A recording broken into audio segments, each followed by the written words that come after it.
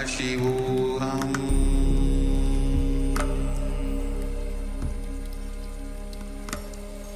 Om Nithyananda Paramashivoham.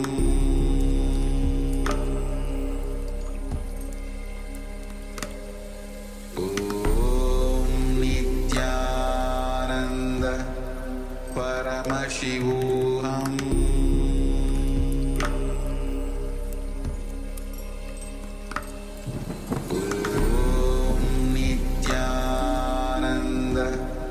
Paramashivoham.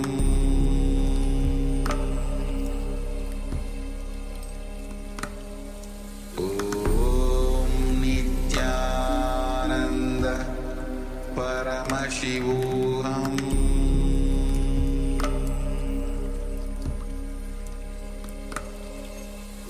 Om Nithyananda Paramashivoham.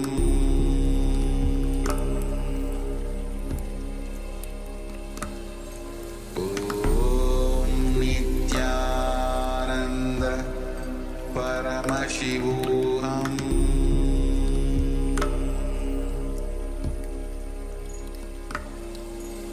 Om Nithyananda Paramashivoham.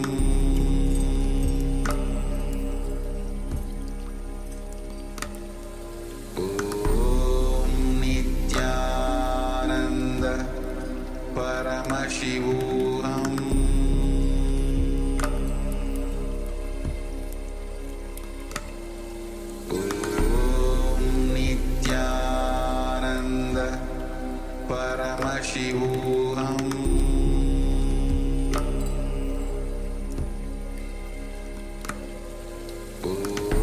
Om Nithyananda Paramashivoham.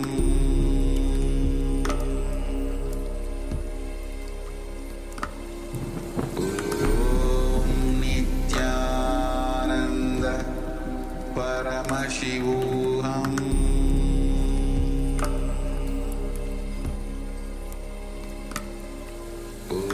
Om Nithyananda Paramashivoham.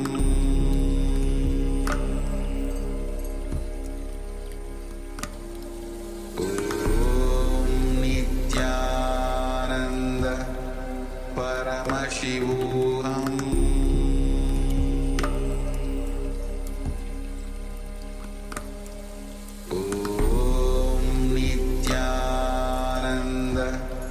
Paramashivoham.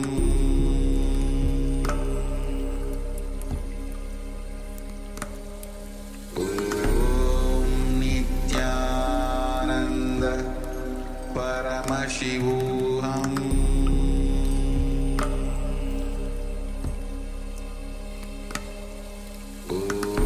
Om Nithyananda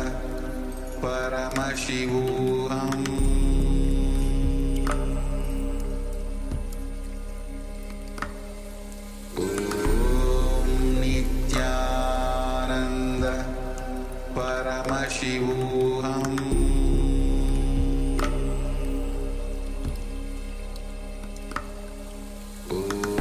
Om Nithyananda Paramashivoham.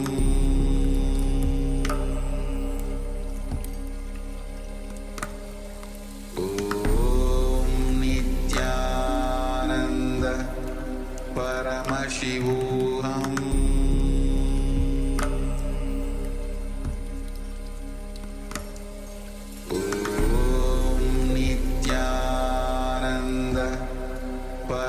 Paramashivoham.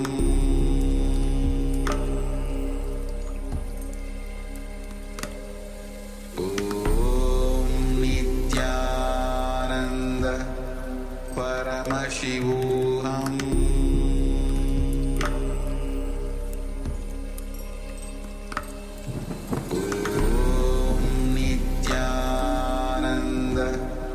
Paramashivoham.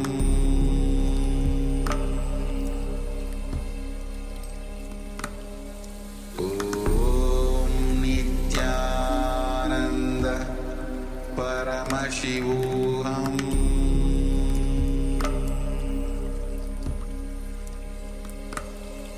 Om Nithyananda Paramashivoham.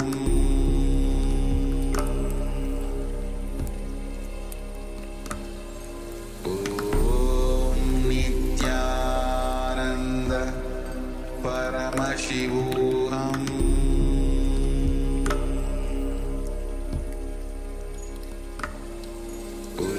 Om Nithyananda Paramashivoham.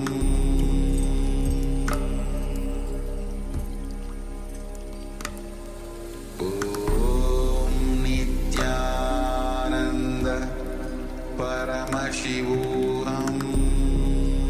Around 5,000 years ago, at the end of Mahabharat War, the ancient enlightened Hindu civilization consisted of 10,000 Hindu traditions, or sampradayas, that existed in 56 Hindu nations, 200 Hindu kingdoms, 1,700 Hindu provinces that covered more than 6 million kilometers square of Asia. The Supreme Pontiff of Hinduism, SPH, Bhagavan Sri Nithyananda Paramashivoham, is the reviver of KAILASA, this ancient enlightened Hindu civilizational nation. KAILASA is an unbroken cultural, religious, historical, civilizational, and sovereign continuation and revival of multiple of these historical Hindu sovereign states and Hindu ecclesiastical entities. The unbroken continuity of these ancient Hindu nations through KAILASA results in the legal recognition of KAILASA as per the international customary law, particularly the doctrine of continuity. The international law, the doctrine of continuity, implies that upheavals and revolutions within a country, changes in government, territorial adjustments, measures taken during military occupation, or other internal transformations do not negate the existence of the country, do not affect the legal personality and international obligations of the country or state. The Vienna Convention on Succession of States in respect of treaties, 1978, addresses these principles of the doctrine of continuity as it outlines international law during situation of state succession or continuation. International law recognizes a state's legal personality by recognizing its identity. This perspective extends even during the period when the given state or country is annexed or occupied by a foreign power. Even in such cases, the legal personality of the state is considered to persist, enabling its subsequent re-establishment. Historical examples dating back to the 18th century include cases like Portugal and Genoa that were re-established after the Vienna Congress of 1815. More recent examples include countries such as Poland, Ethiopia, Czechoslovakia, Albania, and Austria that were re-established after World War II. Even when a nation is deprived of its territory, the nation continues to exist. Its sovereignty and international legal personality continues to persist. The Dalai Lama, as the spiritual and temporal leader of Tibet, exemplifies this principle. In 1959, the Dalai Lama was exiled and forced to flee. Despite the challenges faced, the Dalai Lama continues to advocate for the preservation of Tibetan culture and garners worldwide support for Tibetan autonomy on the global stage. Similarly, from 1309 to 1376, the Pope of Catholicism had been in exile in Avignon. Despite this, he was recognized as the head of state as well as head of the church and given full privileges of the position after their return to Rome. Even in 1861, much of the papal territories had been lost, leaving the Pope with no sovereign territory other than the papal residence and related buildings. Yet his temporal powers were still acknowledged. He was recognized as a head of state, and later, the Lateran Treaty of 1929 formally re-established papal sovereignty over the Vatican City.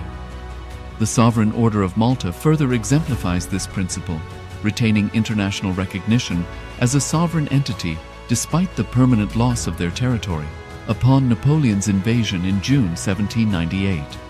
Despite such permanent loss of territory, the sovereignty and the international legal personality of the Sovereign Order of Malta continue to persist.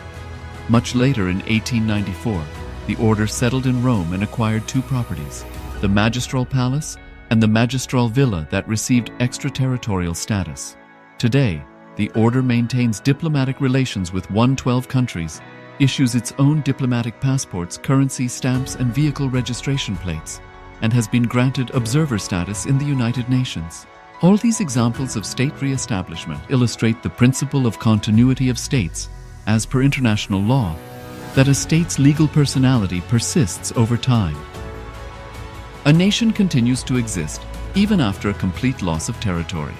A far more striking example is of the oceanic countries, which are under the threat of their entire nation being drowned and submerged due to rising sea levels owing to global warming. In response to such existential threat of climate change, Pacific Island nations, including Tuvalu, have enacted constitutional amendments and made international declarations affirming that their nation and their sovereign rights will continue to persist, despite their entire territory being lost to the sea. This proactive stance is highlighted in the Constitution of Tuvalu Act 2023 and the Pacific Islands Forum Declaration of 2021. The Supreme Pontiff of Hinduism, Bhagavan Sri Nithyananda Paramashivoham, through the line of succession is the present 203rd Emperor of the Hindu Sovereign Kingdom of Surangi Samrajya. He was crowned on the 31st of December 2004 at the age of 26. Thus, by very same principles of the doctrine of continuity, through which the international legal personality of Portugal, Genoa, Poland, Ethiopia, Czechoslovakia, Albania, Austria, Vatican, Tibet, Sovereign Order of Malta, and several other nations has been recognized despite having undergone a period of exile, annexation, occupation by a foreign power, or despite loss of territory. The SPH Nithyananda Paramashivoham, through well-established legal and historical facts about the Hindu sovereign state of the Surangi Samrajyam, derives all sovereign rights and powers of the royal lineage of the Surangi Samrajyam as its 203rd sovereign emperor from his inheritance and continuation of the unbroken succession of the kingdom of Surya Vamsa Surangi Samrajyam Sarvanapitha. Surya Vamsa Surangi Samrajyam, through unification with 20 other sovereign Hindu states and sovereign ecclesiastical, historical entities, became part of the United States of KAILASA, which thus became a sovereign, independent juridical state, with the SPH Nithyananda Paramashivoham as the sovereign. Just as how the oceanic nations like Tuvalu have safeguarded their sovereignty from the existential threat of total submersion by amending their constitution and asserting that their sovereignty will persist regardless of the loss of their territory, KAILASA, which is a sovereign continuation of 21 sovereign Hindu states and sovereign ecclesiastical historical entities, is also reviving and continuing the Kumari Kandam Hindu nations that got submerged. As per the doctrine of continuity, these facts imply that the Kailasa's statehood is recognized by international law and manifests as a natural outcome of well-established historical legal facts. Share your time, talent, and treasure. Become part of Kailasa. Sign up as an eCitizen https://kailasa.ecitizen.info.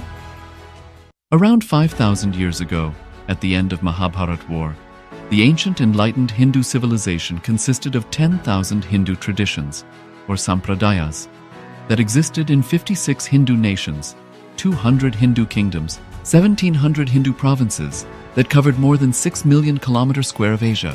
The Supreme Pontiff of Hinduism, SPH, Bhagavan Sri Nithyananda Paramashivoham, is the reviver of Kailasa, this ancient, enlightened Hindu civilizational nation.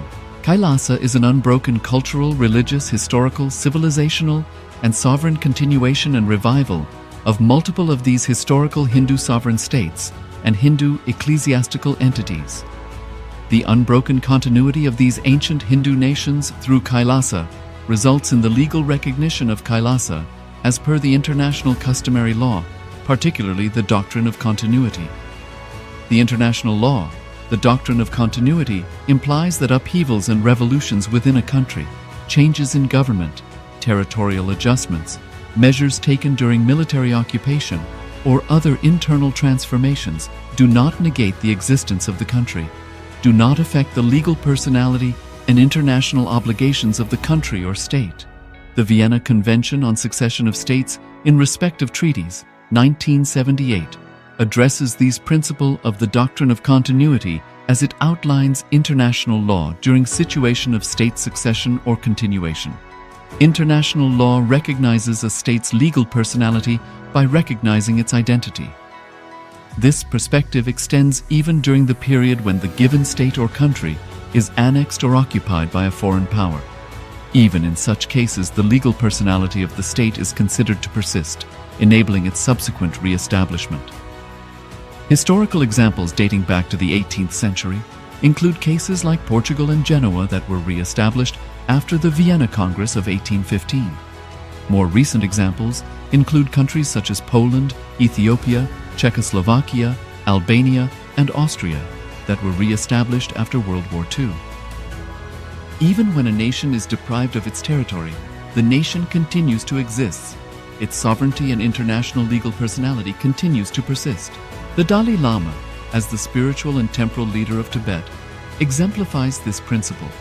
In 1959, the Dalai Lama was exiled and forced to flee. Despite the challenges faced, the Dalai Lama continues to advocate for the preservation of Tibetan culture and garners worldwide support for Tibetan autonomy on the global stage.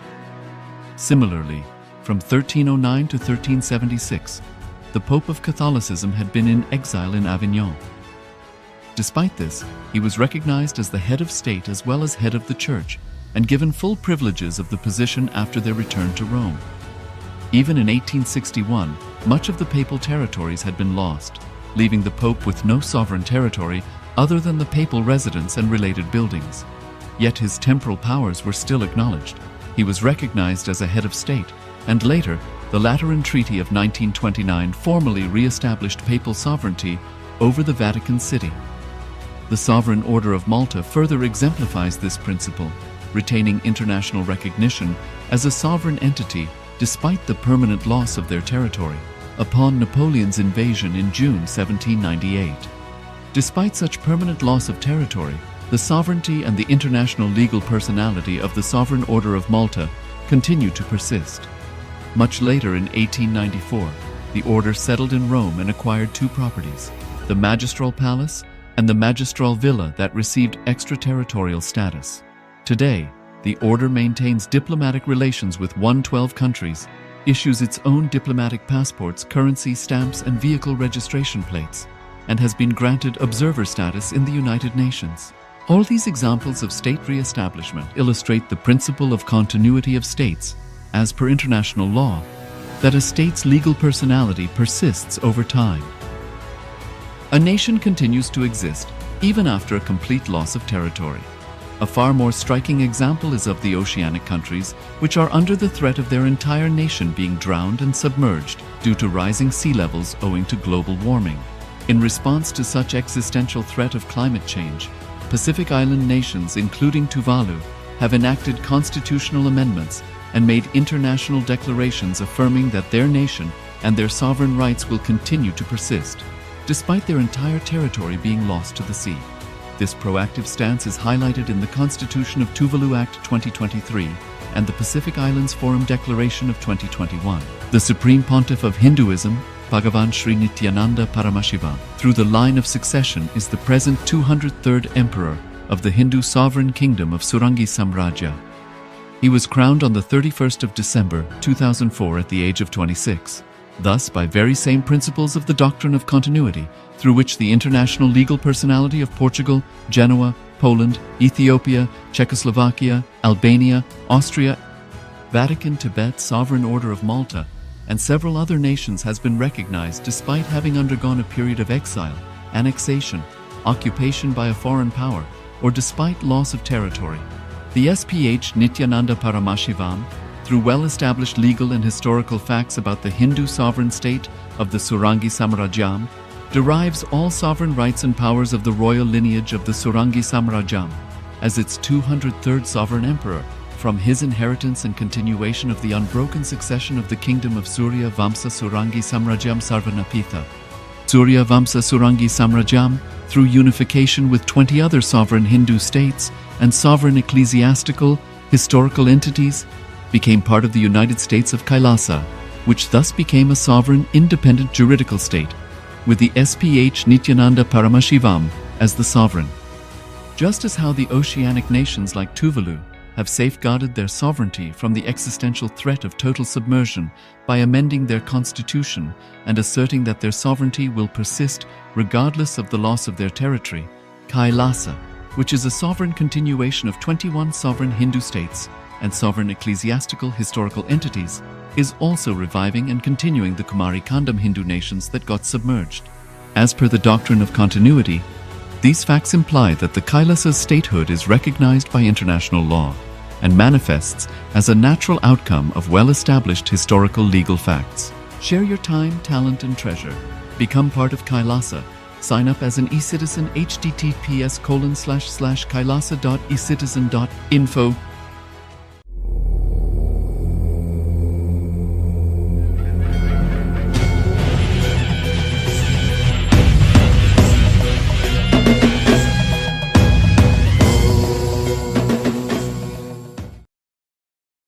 Welcome to the Pratama Vinyasa Krama 108 Asana sequence of Nithyananda Yoga.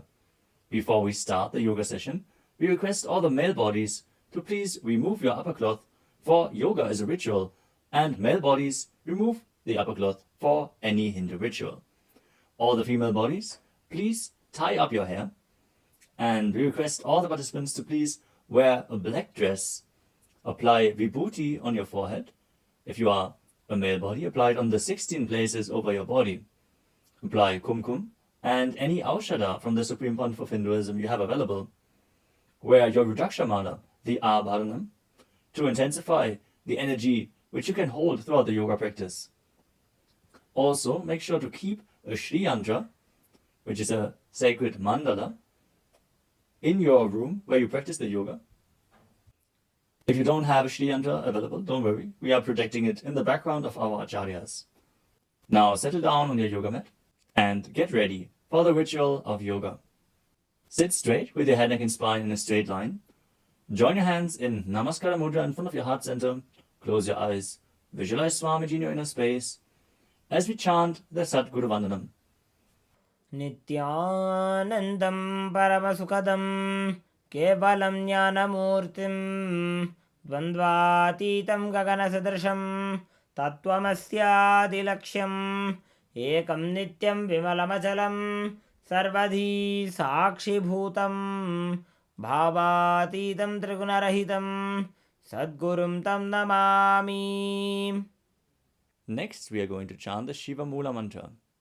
Om Ham Haum Shivaya Namaha 11 times. Please follow along internally.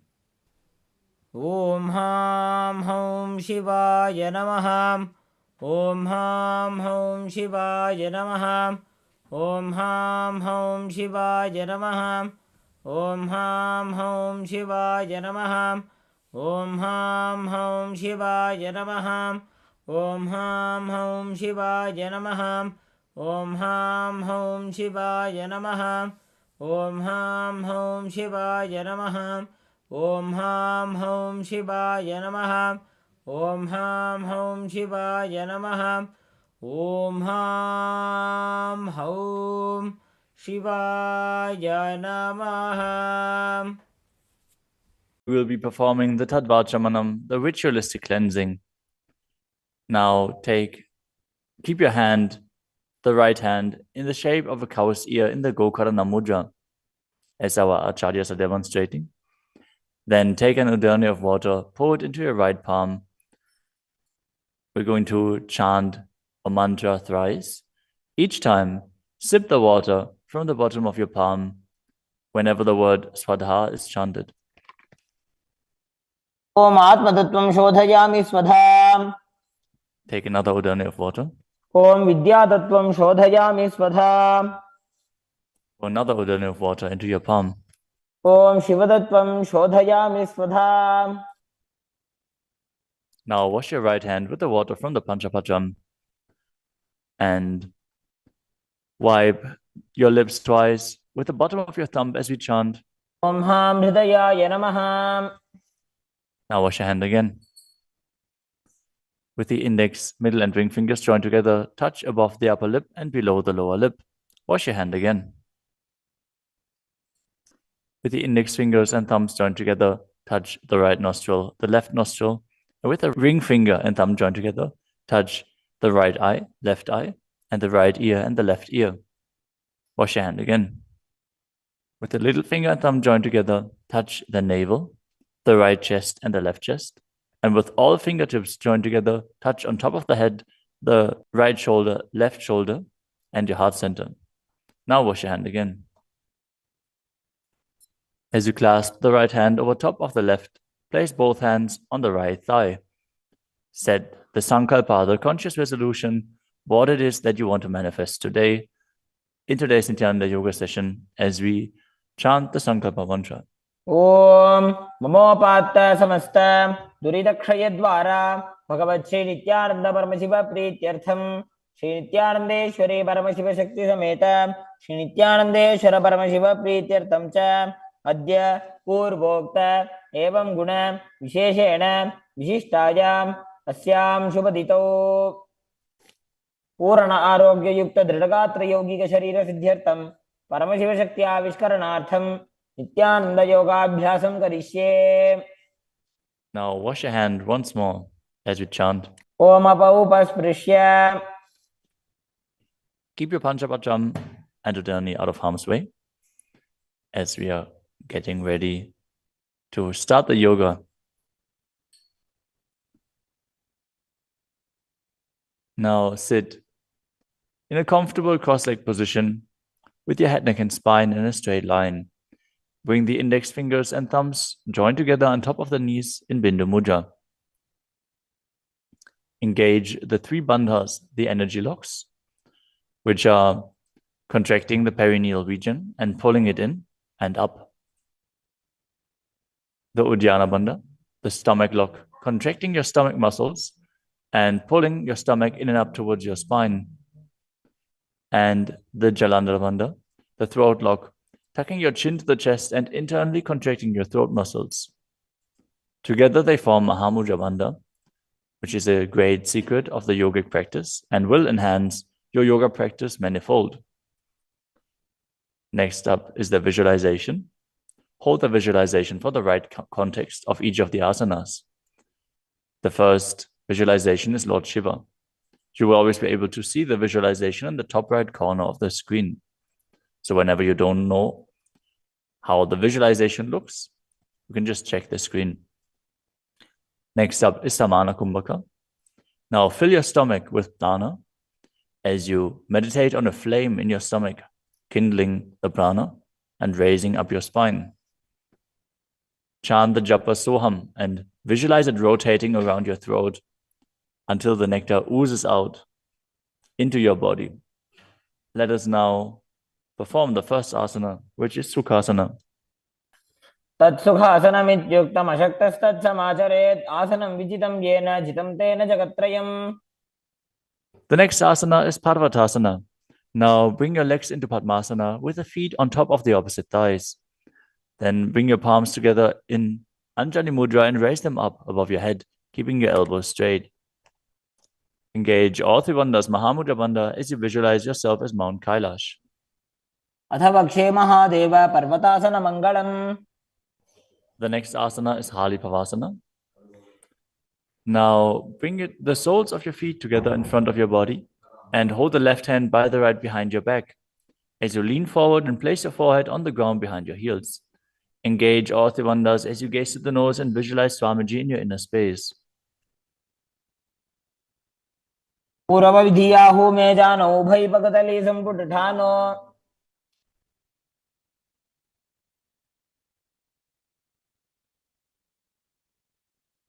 The next asana is Nagi Pavasana. Now keep the soles of your feet together and stretch your hands out in front of the feet, cupping your palms, placing them down on the ground as you place your forehead on the ground behind your heels. Engage all three bandhas and gaze to the tip of your nose, visualizing yourself as a snake. Purava vidhi variyaga ne nichav ho vekahuni phanasyo lagai.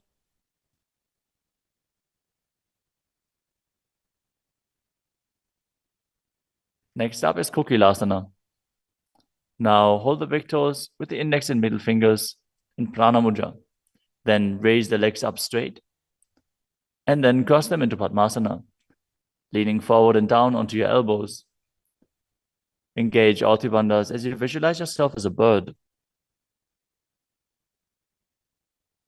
स्थान्यदासनं वक्ष्ये yen Sidho भवेन्नरः. The next asana is Nithyananda. Now place one ankle on top of the opposite knee as you hold onto the opposite elbows. Engage all three bandhas, rotate your arms in a circle and gaze to the nose, visualizing Swamiji in your inner space, and after some time change the direction of the movement. घोड़ा बामा पादगी आशमाहिली सोये दक्षचरण को वार लोता परिकुल्फ समोय.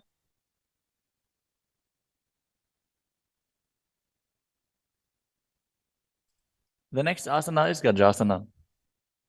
Now press your hands onto the ground, lifting your hips up high. Lower your head, then your chest, scooping the body forward and down again and again as you visualize yourself as an elephant. And perform Uddiyana Bandha, the stomach lock, and Mula Bandha, the root lock, as you do so. युग्जं पादाग्रे भूमौ कृत्वा लम्बी भूया मस्तकाग्रे निधाय.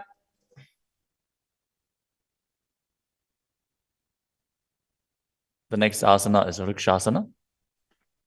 From the same position, alternate pressing the heel of one foot into the ground while lifting the other heel up.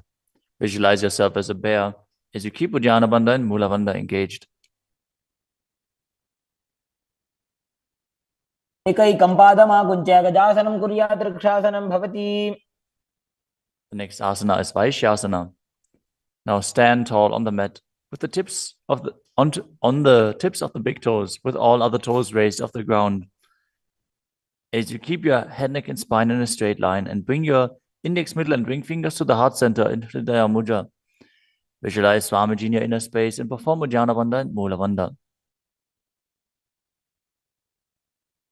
केशेन पादयुगलं बद्ध्वा तिष्ठेत अधोमुखः.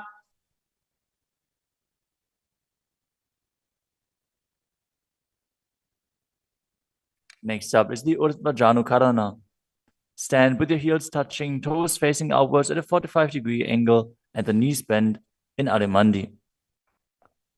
Now, bring both hands to the chest with the elbows parallel to the ground. Then lift one knee up towards the center of your body, followed along with the respective hand as you make circular motions on both sides again and again.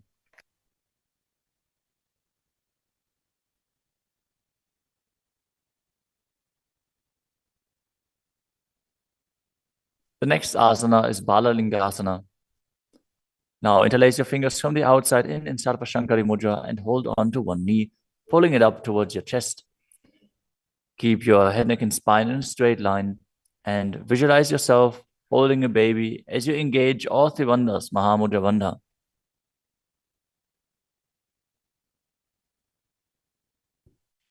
एकं जानूरसि आलिङ्ग्य स्थातव्यं बाललिङ्गनं भवति. You move on to Padapidanasana.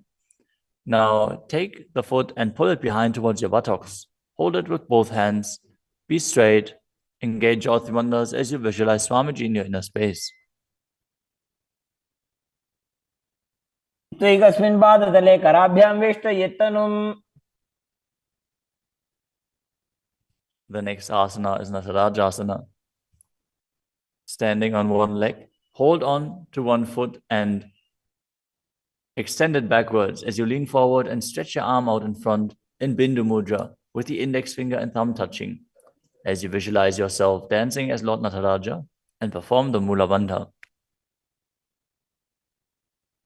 उत्तानपादं क्रौञ्चं च मरीचिं वीरभद्रकम्. Now stand on the other leg and repeat Balalingasana on the other side, pulling the knee up towards your chest and visualize yourself caressing a baby. एकं जानूरसि आलिङ्ग्य स्थातव्यं बाललिङ्गनं भवति.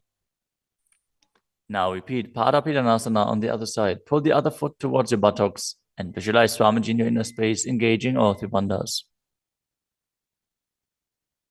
स्थित्वैकस्मिन् पादतले कराभ्यां वेष्टयेत्तनुम्. Now repeat Natarajasana on the other side, visualizing yourself as Lord Nataraja. नपातं क्रौञ्चं च मरीचिं वीरभद्रकम्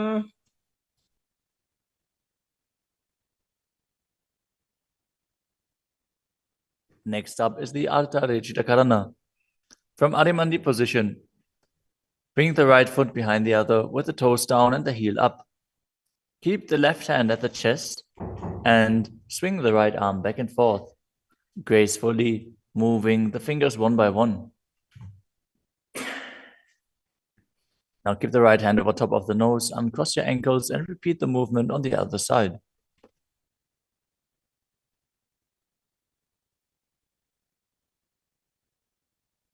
Next up is the skeleton dance.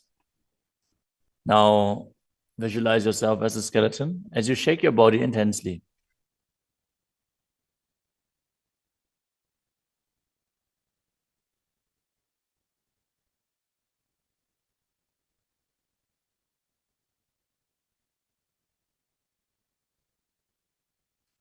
We move on to Katichina Karana. From Arimandi, with the heels together, toes pointing outwards and the knees bent, bring your hands above your head with the arms crossed, palms facing backwards. Now open your hips to one side and open the arms along above your head. Return to the center and repeat the movement on both sides again and again.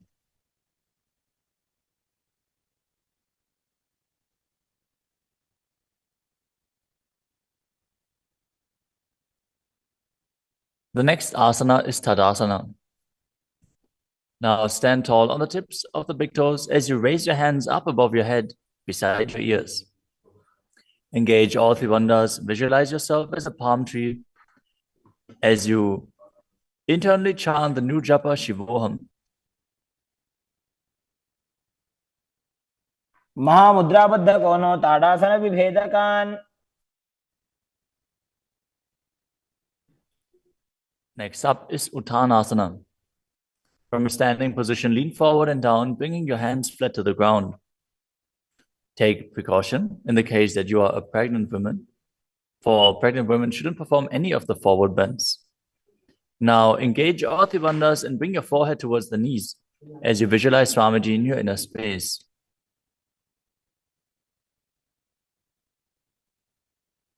महामुद्राबद्ध कोनो ताड़ासन विभेदकान् The next asana is Tadakshvasana, the plank position. Now lower your body down onto your arms and feet as you tuck your chin to the chest and rotate your head from side to side, contracting your perineal region. Visualize Swamiji in your inner space. Keep breathing in the Samana Kumbhaka, filling your stomach with prana and visualizing a flame rising up your spine. गजासनवस्थित्वा मस्तकं वारं वारं दक्षिणकुक्षिं सव्यकुक्षिं नजेत्. The next asana is Bhujangasana. Now lower your entire body down onto your stomach as you keep the toes pointing backwards and your hands next to the chest. Now raise your head up using the strength of your lower back. Don't lift your body any higher than your belly button up. And open your mouth wide as you inhale through the hollow of your throat in Bhujangani Mudra. Visualize yourself as a cobra as you perform the Mula Bandha. अंगुष्ठनाभिपर्यन्तम् अधो भूमौ विनिन्यसेत्. The next asana is Shashasana. Now push your body up back into the plank position and alternate bringing one knee in towards your chest back and forth as you visualize Swamiji in your inner space and calmly breathe through your nose in Sahadra Kumbhaka. जासन संस्थितो जानुद्वयमाकुञ्च्य वारं वारं कर्तव्यं शशासनं भवति. The next asana is Rathasana. From a tall plank position, place one foot in between the two hands as you simultaneously jump one foot back and bring the other one in between the hands. Alternate again and again as you visualize yourself as a chariot. गजासन संस्थितो एकैकं पादं पुरोमार्गेण भ्रामयित्वा कर्तव्यं रथासनं भवति. The next asana is Vidavajrasana. Now keep one foot flat on the ground with the toes pointing forwards and the knee bent at a 90-degree angle. Now extend the other leg back, keep the knees straight and the toes pointed outwards. Raise your arms up parallel, pull the stomach in and up and gaze to your third eye, visualizing yourself as Lord Vidavajra as you perform Ujjana Bandha and Mula Bandha. आशिष्टमतकौण्डिन्यमूर्धकुक्कुटमेव च. Now exchange the position of your feet and repeat Viravatasana on the other side. समतकौण्डिन्यमूर्धकुक्कुटमेव च The next asana is Vrikshasana, the tree posture. Now stand and bring one foot to the inner thigh as you bring your palms together in Anjali Mudra and raise them up above your head. Keep your elbows straight as you gaze forward and visualize yourself as a tree. अमोरुमूलदेशे च जाम्यं पादं निधायतु. The next asana is Garudasana. Now bring the raised leg to the opposite hip. Join your hands in Namaskara Mudra in front of your heart center as you visualize yourself as Lord Garuda and engage the Mula Bandha. गरुडासनमावक्षे येन ध्यानं स्थिरं भवेत्. Now stand on your other leg and repeat Vrikshasana on the other side. वामोरुमूलदेशे च जाम्यं पादं निधायतु. Now repeat Garudasana on the other side, keeping the standing leg as straight as a rod and visualizing yourself as Lord Garuda. गरुडासनमावक्षे येन ध्यानं स्थिरं भवेत्. The next asana is Trikonasana. Now stand and step one leg forward and the other one far back, keeping the front toes pointing forwards and the back toes facing sideways. Now bring your hands parallel to the ground and lean forward and down as you keep one hand down and the other one raised up. Gaze upwards, visualizing yourself as a triangle as you perform the Mula Bandha. उत्तानपादं क्रौञ्चं च मरीचिं वीरभद्रकम्. Exchange the position of your feet. Step the other leg forward as you repeat Trikonasana on the other side. उत्तानपादं क्रौञ्चं च मरीचिं वीरभद्रकम्. Next up is the Nikuttaka Karana. From Adimandi position, heels touching, toes pointing outwards and the knees bent, raise one heel off the ground and bring your hands in front of the heart center with the palms facing each other. Now stump the raised heel to the ground, raise the other heel up and exchange the position of your hands again and again.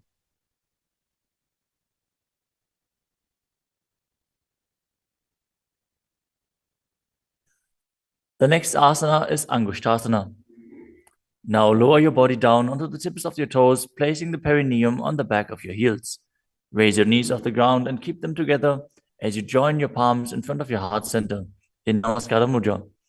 Visualize Swamiji in your inner space as you breathe in Brahmari Kumbhaka, buzzing like a bee on the inhalation and exhalation as you perform the Mula Bandha and internally chant the Nurjapa Sadashivoham.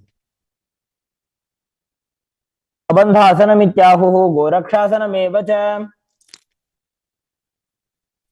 The next asana is Saurasana. From the tips of the toes, extend one leg straight out with the heel down and the toes up. Keep your fingers down on the ground by the sides with the palms facing forward in Vara Mudra. Visualize Swamiji in your inner space as you perform the Mula Bandha. प्रसार्य एकं पादतलं संस्थाप्य त्वेकपादकम्. The next asana is Vidunanasana. Now, from Saurasana, lean forward and hold on to the big toe in Prana Mudra. As you hold the back heel with the other hand, balance. Visualize Swamiji in your inner space and perform the Mula Bandha. गुल्फस्थितो पादमेकं प्रसार्य तत्पादाग्रं संस्पृश्य तत्करेण. Now exchange the position of your feet. Stretch the other leg forward as you repeat Saurasana on the other side. प्रसार्य एकं पादतलं संस्थाप्य त्वेकपादकम्. Now again, lean forward and down, holding on to the front foot and the back heel, repeating Vidunanasana on the other side. स्थितो पादमेकं प्रसार्य तत्पादाग्रं संस्पृश्य तत्करेण. The next asana is Brahmajarankushasana. As you keep the toes on the ground and the perineum placed on top of the heels, which are raised off the ground, keep a gap between your legs. and place the back of your hands on top of the respective knees. Contract the perineal region and tuck your chin to the chest as you gaze in between the two hands in Shambhavi Mudra, with eyes opened wide, unblinking, actually gazing within. As you visualize Swamiji within and perform the Jalandhara Bandha and Mula Bandha. दो भणा पानी होय वैसे एड़ी mail रघुदानी वैसे.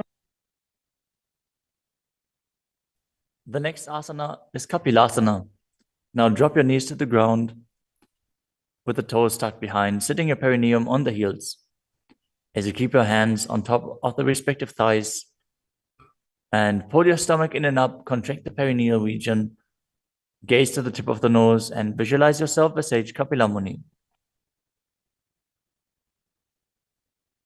उभय पगदली समटारावे तिनकी Mahuli core मिलावे.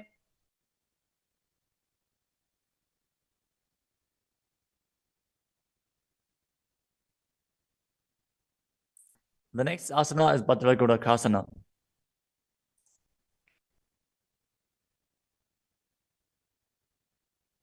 Maintain the same position as you shift your gaze up to the third eye.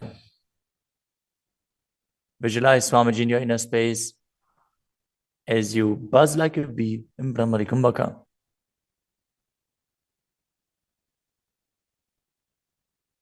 दो वो पगदली संपुट करे कोरवारली भूपरि धरे.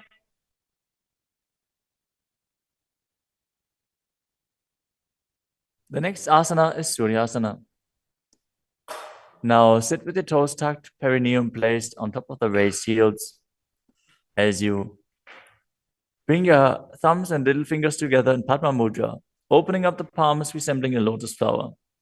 Now raise your hands up above your head as you gaze up in between the gap between the palms, visualizing yourself as Lord Surya.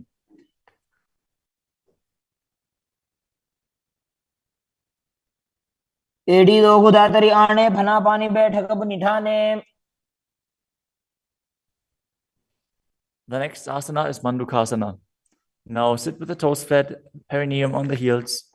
As you keep your hands on top of the knees, lift the tongue up against the roof of your mouth. As you catch the nectar of immortality dripping from the Sahasrara chakra with your frog tongue, as you visualize yourself as a frog in Manduki Mudra.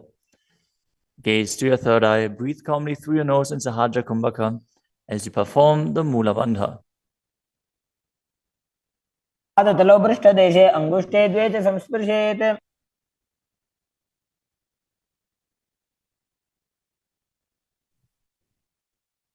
The next asana is Uttana Mandukasana. Maintain the same sitting posture, but bring your hands behind your back, holding onto the opposite shoulders. Gaze to your third eye, visualize yourself as a frog as you keep your tongue pressed against the palate of your mouth in Manduki Mudra. Perform Uddiyana Bandha and Mula Bandha as you do so.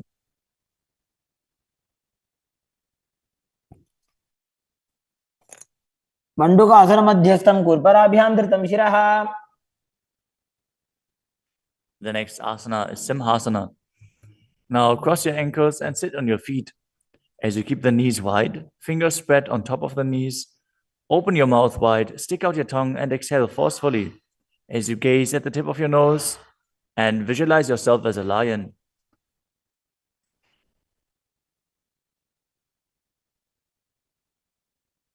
दक्षिणं सव्यगुल्फेन दक्षिणेन तदेतरम्. The next asana is Bhadrasana. Now sit with your heels under the perineum, the knees open wide, then cross your hands behind your back and hold onto the big toes in Prana Mudra. As you gaze at the tip of your nose, visualize Swamiji in your inner space and return to buzzing like a bee in Brahmari Kumbhaka. गुल्फौ च वृषणस्याधो व्युत्क्रमेण समाहितः. The next asana is Kakapusandhi Asana. Now squat and keep the feet flat on the ground as you keep your knees open wide and bring your arms in and around the raised knees. Interlace your fingers behind your back if you can. As you visualize yourself as a crow and gaze to the tip of your nose as you engage the Mula Bandha.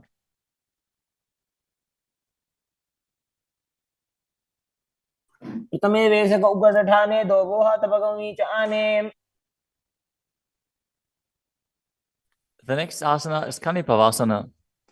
Now keep the palms on the floor, shoulder width apart. Bring your knees onto the back of your arms towards your armpits. Lean forward, raise your feet off the ground as you visualize Swamiji in your inner space and balance on your arms. को गुण आशी दुष्टता होई तो आछी होई. The next asana is Kapali Asana. Now place your hands on the ground, shoulder width apart. Bring the top of your head onto the ground. Please take precautions if you have any neck injuries or high blood pressure. Any of the inverted postures. Now bring your knees onto the elbows, your hips over the shoulders, and straighten your legs up as you gaze to the nose and visualize Swamiji in your inner space. Isha धरती टेकी पग दो वो मिलीवा ऊंचा को करे.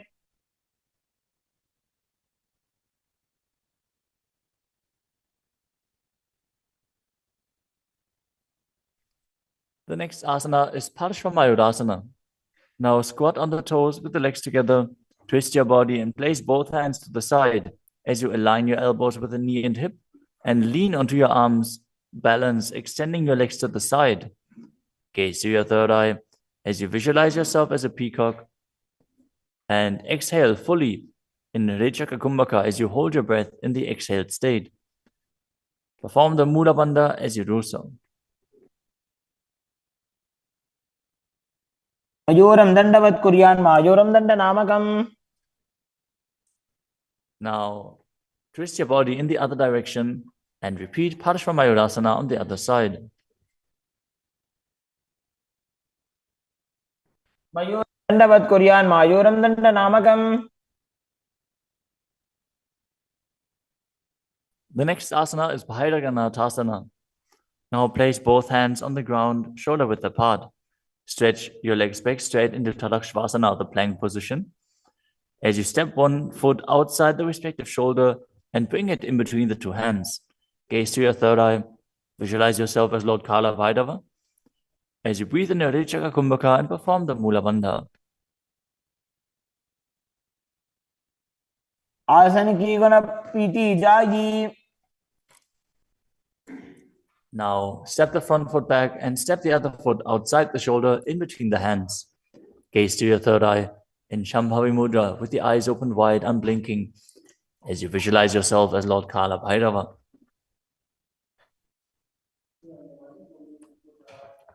आसन को गुण पीती जाई. The next asana is Unmukha Pitasana. From Tadakshvasana, the plank position, bring your forearms down on the ground as you walk your feet forward, raising your hips. Lift your chest and head up and gaze to your third eye, visualizing Swamiji in your inner space.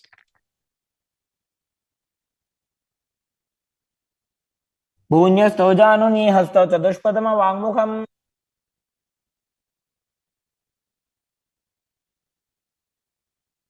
The next asana is Vashishthasana. From Tadakshvasana, rotate your body onto one hand and raise the opposite hand up. Keep the balancing hand directly beneath your shoulder as you raise your hips and gaze up towards the sky, visualizing yourself as Sage Vashishta as you perform the Mula Bandha. ऊर्ध्वकुक्कुटवासिष्ठ मरीचिहल मत्स्यकम. Now twist your body in the other direction. Balance on the other hand as you repeat Vashishthasana.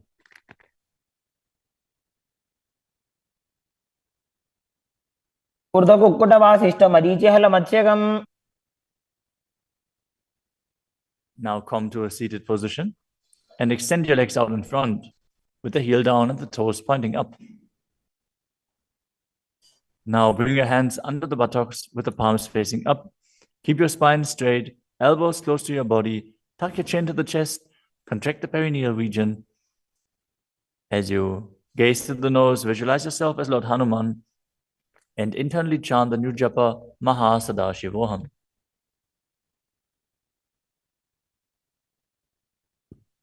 दोबू करके उभय हस्तेली कोरवारली मैले भेली.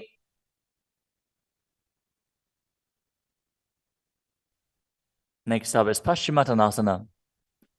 Now visualize Swamiji in your inner space as you lean forward and down, holding onto the big toes in Prana Mudra.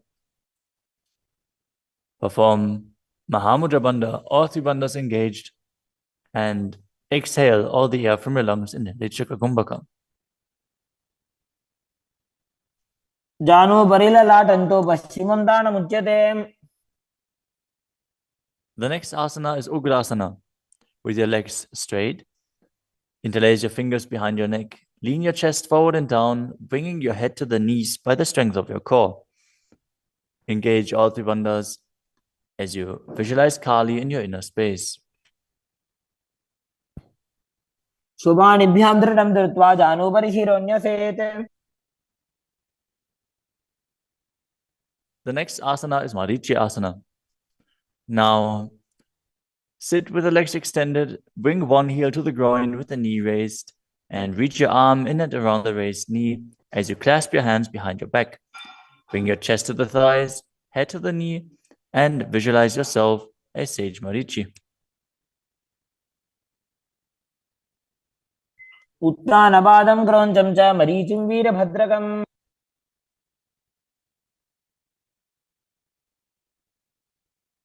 Now drop the knee down to the ground and lean forward, holding onto the front foot with both hands. As you exhale all the air from your lungs, gaze to the nose, visualize Swamiji, and perform Mahamudra Bandha in Mahamudrasana. मुद्रां प्रवक्ष्यामि तन्त्रेऽस्मिन् मम वल्लभे. Now extend the other leg out. Bring the other heel towards the perineum with the knee raised. As you lean forward and interlace your fingers behind your back in Marichi Asana on the other side. उत्तानपादं क्रौञ्चं च मरीचिं वीरभद्रकम्. Now drop the knee down, lean forward, hold onto the foot, engage all three bandhas, repeating Mahamudrasana on the other side. महामुद्रां प्रवक्ष्यामि तन्त्रेऽस्मिन् मम वल्लभे. The next asana is Bhadrasana 2. As you sit and bring the soles of the feet together with your heels close to the perineum, keep your knees wide, hold your feet firmly with both hands, and maintain a straight spine as you gaze to the nose and visualize Swamiji in your inner space. कुल्भौ तु वृषणस्यादः सीवन्त्याः पार्श्वयोः क्षिपेत्.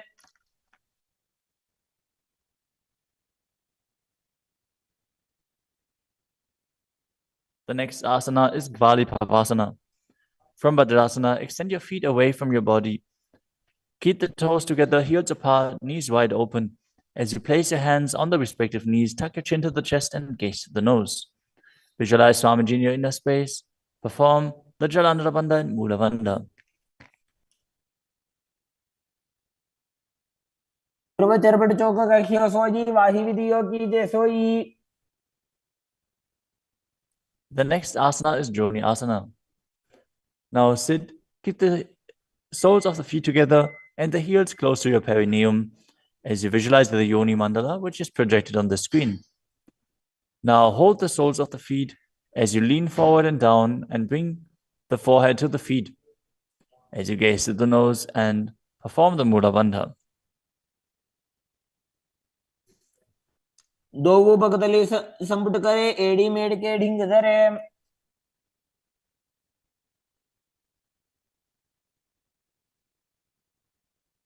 The next asana is Midaki Pavasana. As you sit and keep the heels together, toes apart and the knees wide, lean forward and down and extend your hands out to the side. Keep the palms facing down on the ground to the sides as you bring your forehead to the ground behind your heels. Gaze to your nose, visualize Swamiji and perform the Mula Bandha. पूर्व विधि परिपक्धली संपूर्ण शोल एड़ी मिली राशे. Next up is Siddha Samadhi Asana. Now sit and keep the toes together, heels apart. As you bring your arms below the shins, extend them out to the sides and keep the palms facing up. Bring your forehead to the ground above your feet as you bring your toes near your throat if you can. Gaze to the tip of your nose, visualize Lord Surya in your inner space, and perform the Mula Bandha. दोबो पकतली संपुट करे शोले मेड़ आगा में धरे. Next up is Chinaki Pavasana. Now sit and keep the heels together, toes apart, as you hold the feet and open them up like a book, bringing the backs of your hands onto the ground and the elbows pressing down on the thighs. Gaze at the nose and visualize Swamiji in your inner space. दो बगांगी एड़ी धरती मगिवा मेड़ लगावे. The next asana is Chatapata Chukasana. Sit and bring the soles of the feet together with the heels at your perineum. Open the knees and place your hands on top of the knees as you gently press them down. Pull your stomach in and up, gaze to your third eye as you visualize Swamiji in your inner space. दोबो पकतली संपुट धारे आगा नेक रजार पसारे.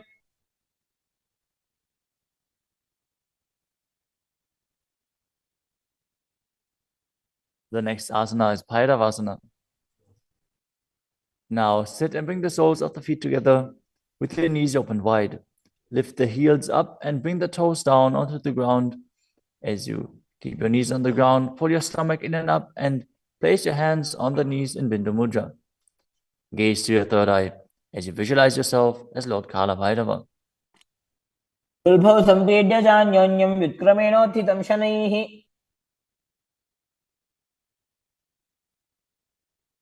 The next asana is Samanasana. Now sit with one heel at the perineum.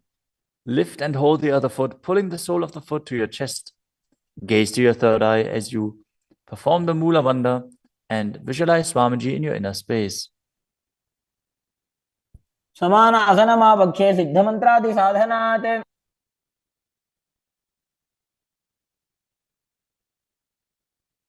The next asana is Apanasana. As you sit, place one leg on top of the respective shoulder and raise the other foot upwards and straight. Keep the hands on the ground to the sides as you gaze to your third eye and visualize Swamiji in your inner space. परं पादमेकञ्च स्कन्धे चारोपि यत्नतः. Now repeat Samanasana on the other side. Bring the other heel towards your perineum and pull the opposite foot towards your chest. समान आसनमावक्षे सिद्धमन्त्रादि साधनात्. Now repeat Apanasana on the other side. Bring the other leg over top of the respective shoulder, extending the opposite leg forward and up.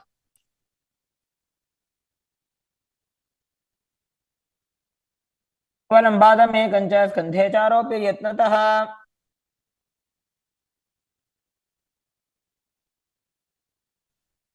Next up is Gomukhasana. Now sit and cross one leg over the other, aligning the knees at the center of your body with the feet by the opposite hips. Place both hands on top of the stacked knees as you gaze to the nose, visualize the face of a cow, and perform the Mula Bandha. Start breathing in Siddhkari Kumbhaka, pressing your tongue against the palate of your mouth without touching the teeth and hissing through your teeth while inhaling. Internally chant the new japa Om Nithyanandoham. सव्ये दक्षिणगुल्फं तु पृष्ठपार्श्वे नियोजयेत्. The next asana is Anasuyasana. Now maintain the same posture. Hold on to the big toes of the feet in Prana Mudra as you gaze to the tip of your nose and visualize yourself as a Rishika Anasuya. Engage Udyana Bandha and Mula Bandha. दक्षिण कोडो नीचो ठाने वावोता के ऊपर आने. Maintain the same position. Interlace your fingers behind your back and lean forward and down as you bring your chin over the knees, the nose towards the ground, and Visualize yourself as Rishika Anasuya in Anasuyasana 2. जीमणा गोदा की संधि उपरिड़ा वा गोड़ा की संधि. The next asana is Garudasana 2.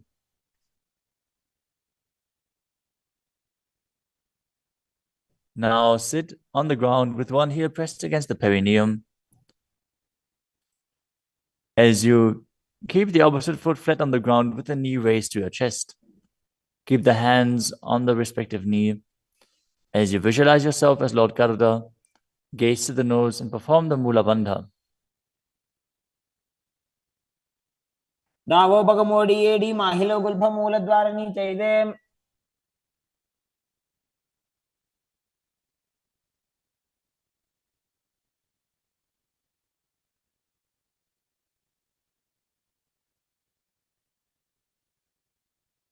The next asana is Naradasana. Now, sit and place your perineum on top of one heel as you interlace your fingers behind your neck and twist your elbows outside of the raised knee. Gaze to your third eye and visualize yourself as Narada as you perform the Mula Bandha. पिष्टि जवाम पगदली केरी भूपरिता हिलगा बेफेरी. Next up is Matsya Pitakasana. Now place one foot on top of the opposite thigh. Wrap the respective arm around the knee, holding onto the opposite shin as you hold the big toes with the other hand in Prana Mudra. Visualize yourself as Matsya, the fish avatar of Lord Vishnu, as you perform the Mula Bandha. नवामांगुष्टंतो गृहीतं मध्य पीठकम्.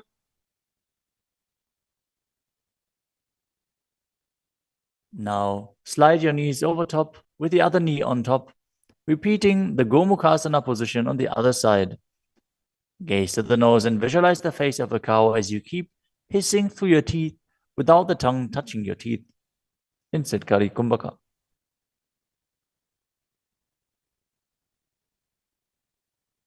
सव्ये दक्षिणगुल्फं तु पृष्ठपार्श्वे नियोजयेत्.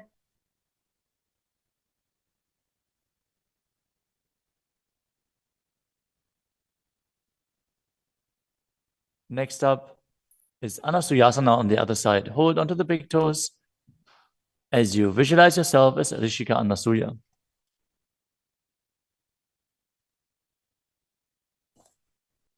दक्षिण कोडो नीचे उठाने wow तागे ऊपर आने.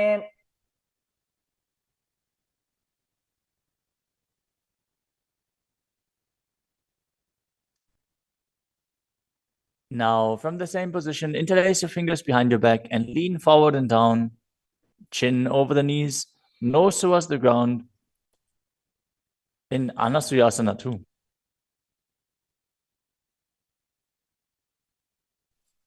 जीमणा गोदा की संधि उपरिड़ा वा गोड़ा की संधि.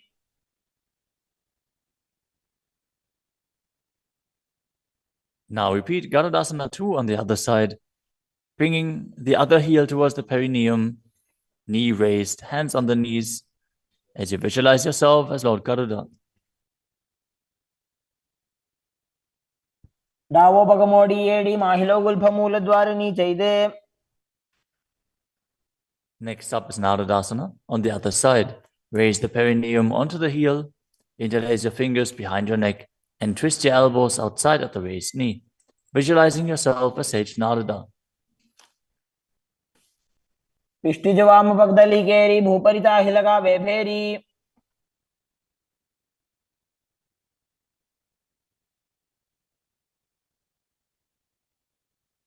Next up is Matsya Pitakasana on the other side. Now place the other foot on top of the opposite thigh. Hold on to the shin and the big toe of that foot as you visualize Matsya, the fish avatar of Vishnu. वामे नवामांगुष्टंतो गृहीतं मध्य पीठकम्. Next up is Matsyendrasana. Now place one foot on top of the opposite thighs as you place the opposite foot on the ground, flat. Twist and bring the elbow outside of the raised knee. Keep your raised arm by the neck. Turn your head back and gaze to your third eye, visualizing Matsyendranath, the great sage and master of Hatha Yoga.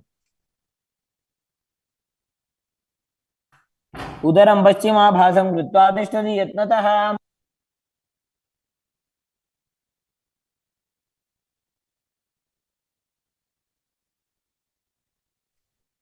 The next asana is Kubhasana. From Matsyendrasana, twist and bring your elbow outside of the raised knee as you extend your hand down to the foot, keeping the opposite hand at the respective ear. Twist your body back. Gaze back and up towards your third eye, visualizing yourself as a camel. आसन को गुण झोल हो जाए. Next up is Matsyendrasana 2. Keeping the hand extended down towards the foot, place your hand behind your body onto the ground as you gaze up to your third eye and visualize Matsyendranath. मत्स्येन्द्रपीठं जठर प्रदीप्तिं Prachanda रुक्मण्डल खण्डनास्त्रम्. Now repeat Matsyendrasana on the other side.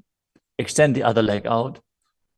Bring the opposite foot onto the thigh as you twist your elbow outside of the raised knee and gaze back.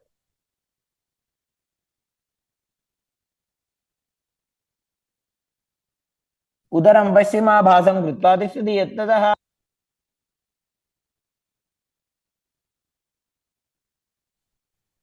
The next asana is Kubhasana on the other side. Now hold on to the front big toe and prana mudra as you keep the other hand towards the respective ear, gazing back and up towards your third eye and visualizing yourself as a camel. आसन को गुण झोल हो जाए. The hand to the ground behind you. Twist your body even further as you visualize Matsyendranath in Matsyendrasana 2.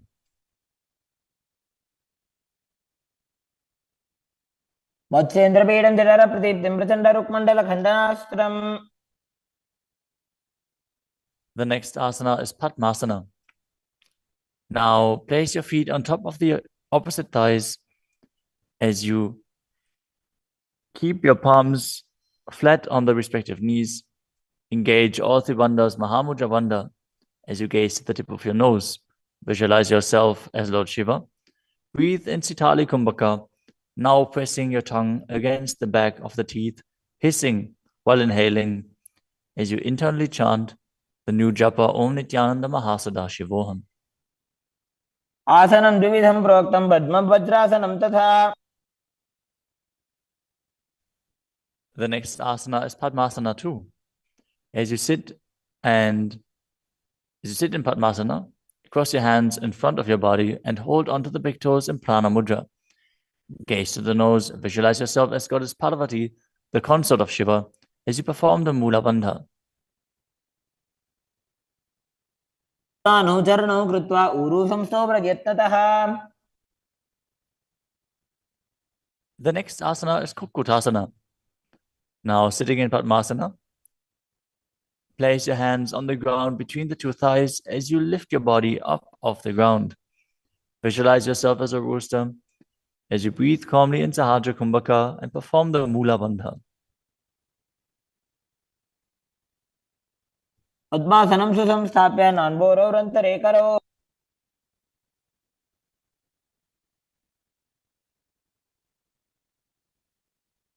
The next asana is Baddha Keki Asana. From Padmasana, raise up onto the knees as you bring your hands flat on the ground with the fingers pointing backwards.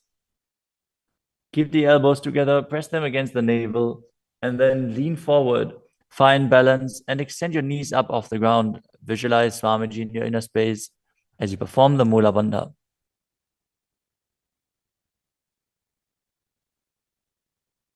धरामवष्टभ्यकरद्वयेन तत्पूर्वपरि स्थापिता नाभिपार्श्वः.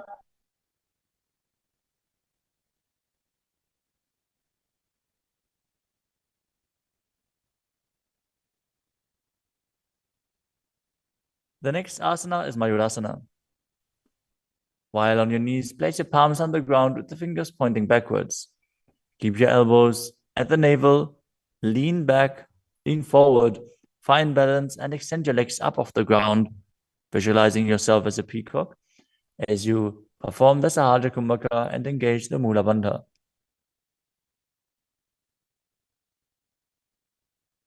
अथ वक्षे Mahadev मयूरासनमुत्तमम्.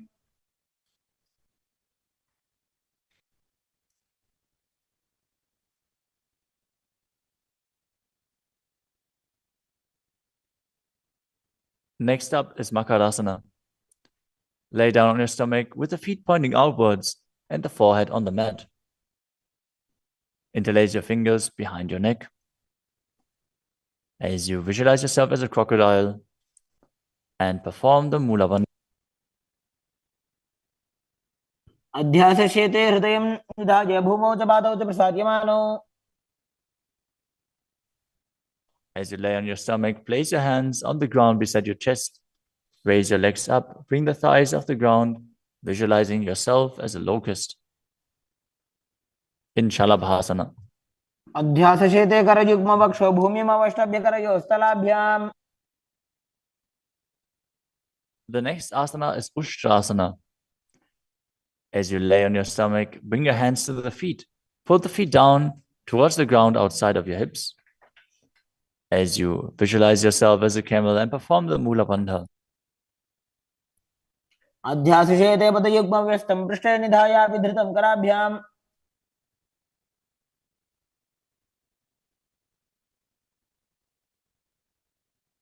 The next asana is Dhanurasana. From Ushtrasana, tighten the grip on your feet and kick the legs back and up as you lean forward and lift your chest off the ground. Gaze up to your third eye and visualize yourself as Pinaka, Lord Shiva's bow. Perform the Mula Bandha as you do so.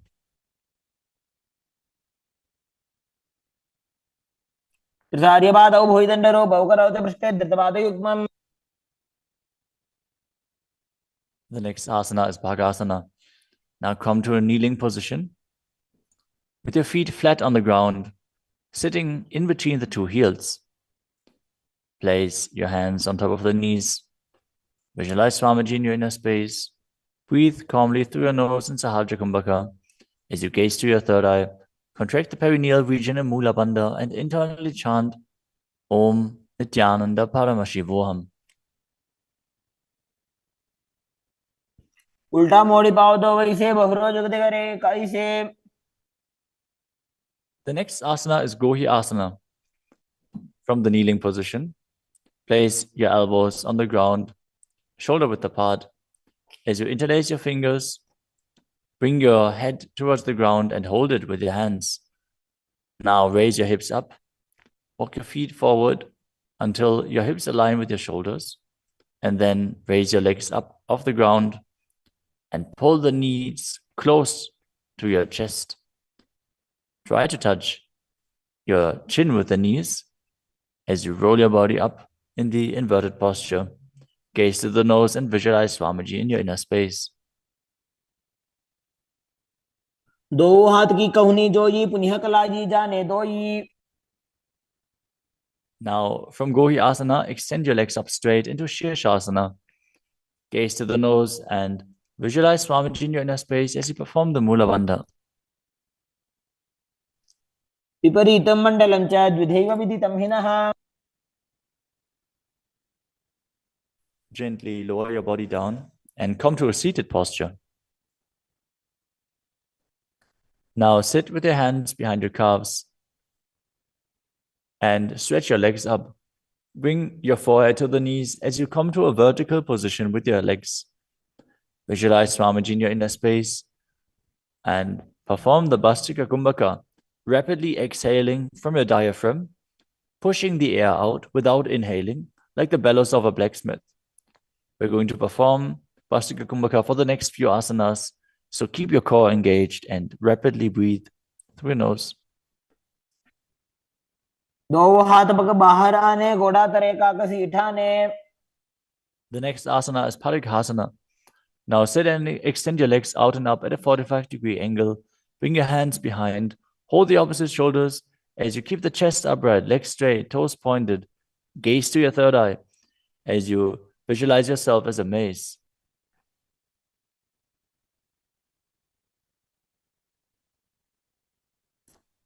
उत्तानशयनं कृत्वा पादौ मिलित्वा प्रसार्य keep breathing rapidly as you sit and extend your legs out and up at a 45-degree angle. Keep your arms parallel to the ground or bring them down to the ground as you gaze to your third eye and visualize yourself as a boat in Naukasana. तानशयनं कुर्पराभ्यां भूमिमवष्टभ्य. Next up is Rudrasana. Now sit and lift your feet up. Scoop your hands under the heels and pull the feet towards your chest. Keep your spine upright, gaze to the nose as you visualize yourself as Lord Rudra. Perform the Mula Bandha as you do so. The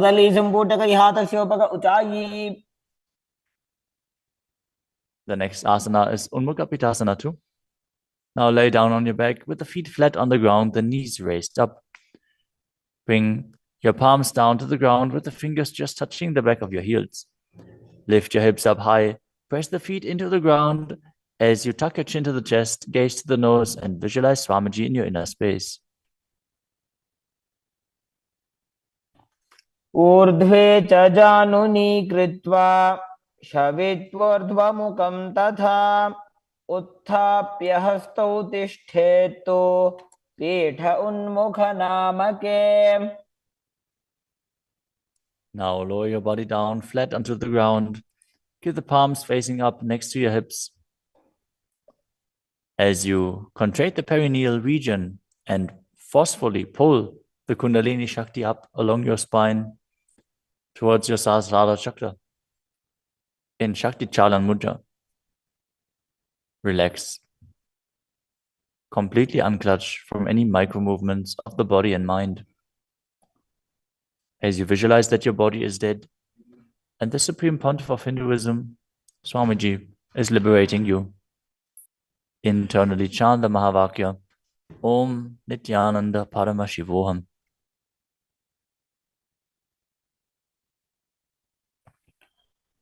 उत्तानं शववद्भूमौ शयनं तोषवासनं शवासनं श्रान्तिहरं चित्तविश्रान्तिकारकम्. ॐ नित्यानन्द परमशिवोऽहम् ॐ नित्यानन्द परमशिवोऽहम्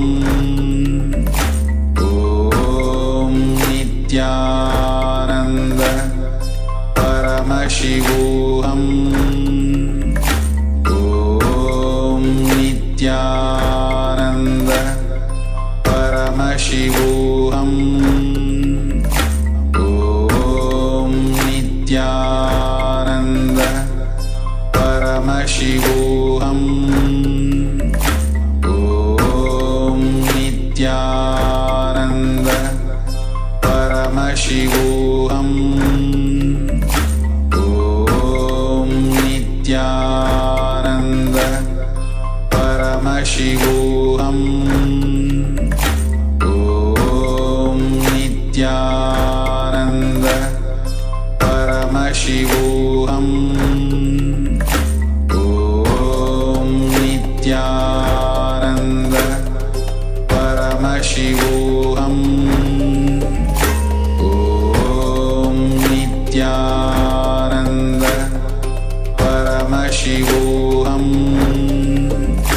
ॐ नित्यानन्द परमशिवोऽहम् ॐ नित्यानन्द परमशिवोऽहम् ॐ नित्यानन्द परमशिवोऽहम् ॐ नित्यानन्द परमशिवोऽहम् ॐ नित्यानन्द परमशिवोऽहम् ॐ नित्यानन्द परमशिवोऽहम्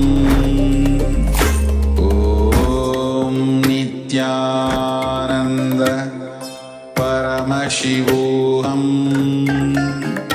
Om Nithyananda Paramashivoham. Now slowly return to your physical body. Start to wiggle your fingers and toes, your wrists and your ankles, your elbows and your knees. Pull your knees up towards your chest and rock your body from side to side as you return to a comfortable seated position.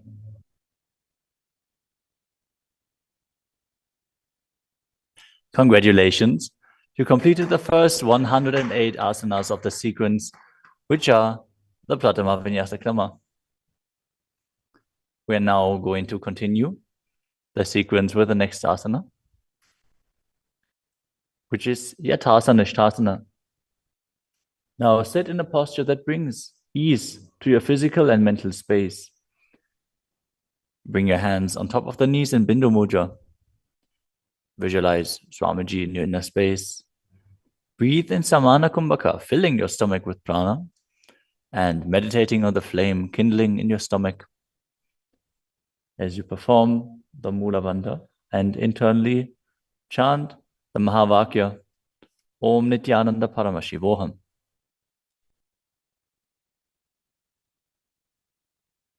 पर्यङ्कं तत्समाख्यातं यथासंस्थं यथास्थितिः. Next up is Samasana. Now sit in a cross-legged position. Keep your hands on the knees with the thumbs and index fingers touching. Take a long, deep inhalation and hold your breath.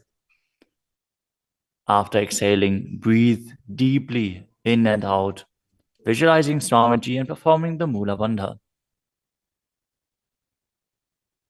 इदानीं गर्भिणीनां योगाभ्यासो यथा लघो. Next up is Muktasana. Now place the left foot against the genital region and place the right foot over top of the left. Keep your hands facing down on top of the knees. Gaze to your nose as you visualize yourself as a sage liberated by the Supreme Pontiff of Hinduism in Muktasana. निबीड्य सीविनीं सूक्ष्मां दक्षिणेतरगुल्फतः. Next up is Siddhasana. Maintain the same position as Muktasana. As you switch your gaze to your third eye, visualize Swamiji in your inner space and perform the Mula Bandha. स्थानुसंयमितेन्द्रियो तलदशा पश्यन् भ्रुवोरन्तरं चैतन्मोक्षकपातभेदजनकं सिद्धासनं प्रोच्यते. The next asana is Siddhi Asana. Now maintain the same position as in Siddhasana. Switch your gaze to the ground in front of you as you engage all the bandhas and visualize Swamiji in your inner space. वामपादके इडीजानो श्रीवनिमधितासुकोठानो. The next asana is Rudrasana too. Keep your legs in the same position as Siddhi Asana. Rotate your hands on top of the knees into Bindu Mudra. Switch your gaze to the third eye. Visualize yourself as Lord Rudra as you perform the Mula Bandha. वामचरण परिदक्षिण दाखे एकजुगति ऐसे विधि दाखे. Next up is Santadunasana.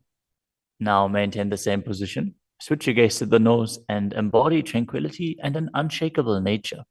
आसन की गुण मन की चंचलता मीटे.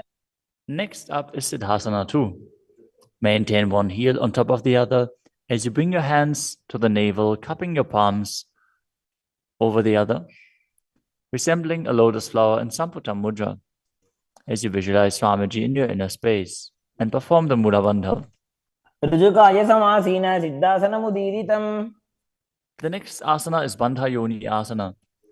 In this asana, we are going to perform the Shanmukhi Mudra, which can increase blood pressure. So if you have blood pressure related issues, don't perform this asana. At least pay attention to your body and practice caution. Now set your sankalpa of manifesting through the womb of creation as you maintain the same sitting posture, and then exhale fully as you bring your little fingers beneath the bottom lip, ring fingers above the upper lip, middle fingers closing the nostrils, ring fingers over the eyes, and the thumbs closing the ears. मध्ये महादेव बन्धयोन्यासने शृणु. The next asana is Virasana. Place one foot on the thigh and the other foot under the opposite thigh. Touch your thumb and index fingers together in Bindu Mudra. Place them on top of the knees as you embody the space and state of bravery. Vida. एकं पादमथैकस्मिन् विन्यस्योरुणि संस्थितः. The next asana is Valmikasana. Now keep the left heel on the right side of the regenerative organs and the toes under the thigh, with the right foot on top of the left, with the toes by the knee. Keep your hands on the knees, thumbs and index fingers touching. Gaze to your third eye and visualize sage Valmiki, the great poet, sage and author of Ramayana. डावा बगगी बगदली पुनी AD है Zoya. The next asana is Joni Mudrasana. Now keep your legs in the same position. Switch your gaze to the nose as you visualize the Yoni Mandala, which is representing Devi Parashakti and is a representation of the creative energy of the universe. वामपादगी बगदली जाहि माहिली कोरे.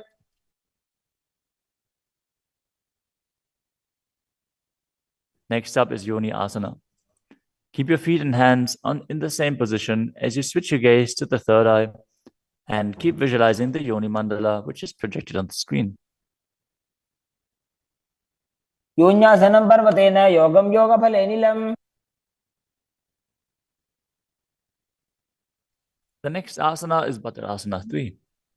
As you sit and bring the soles of the feet together, holding them with both hands, bring your knees down towards the ground, gazing to the tip of your nose, visualizing Lord Virata in your inner space as you perform Uddiyana Bandha and Mula Bandha. गुल्भौ च वृषणस्यादः सीवन्त्याः पार्श्वयोः क्षिपेत्.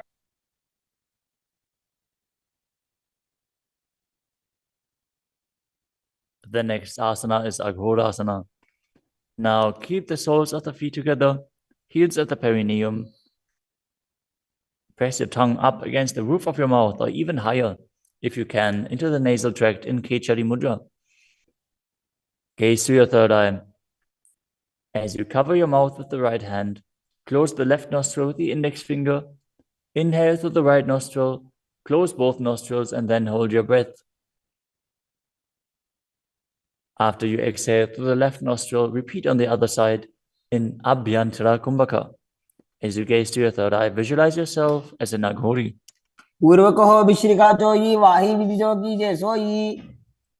Next up is Kanadi Pavasana. Bring the feet together in front, with the toes together and the heels apart. Place your elbows onto the heels. As you rest your chin on the palms, gaze to the tip of your nose and engage Uddiyana Bandha and Mula Bandha. As you perform Rechaka Kumbhaka, fully exhale and hold your breath in the exhaled state as you visualize yourself as a female elephant drinking water.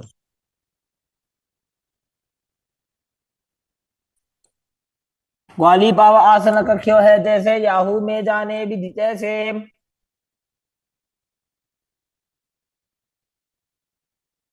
Next up is Padasana. Now sit with the knees raised, arms between the thighs and calves, and interlace your fingers as you lift your feet off the mat. Gaze to the nose and visualize Swamiji in your inner space as you perform the Mula Bandha.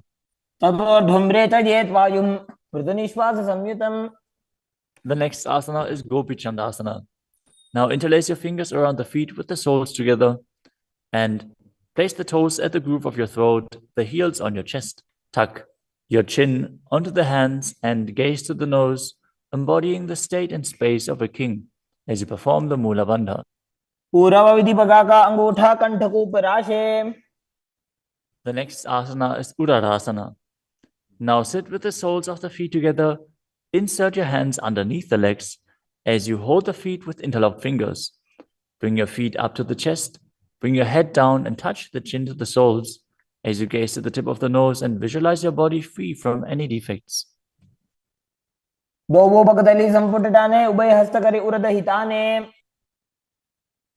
Next asana is Vishishtasana. From the same position, raise your feet up even higher. Bring your feet in front of your face with the interlocked fingers in front of your forehead. Visualize yourself excelling in everything as you perform the Mula Bandha. The next asana is Bhujasana.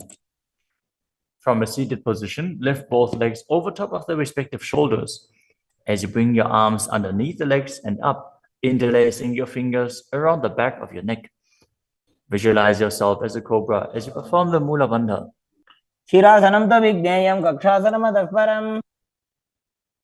The next asana is Kalyanasana.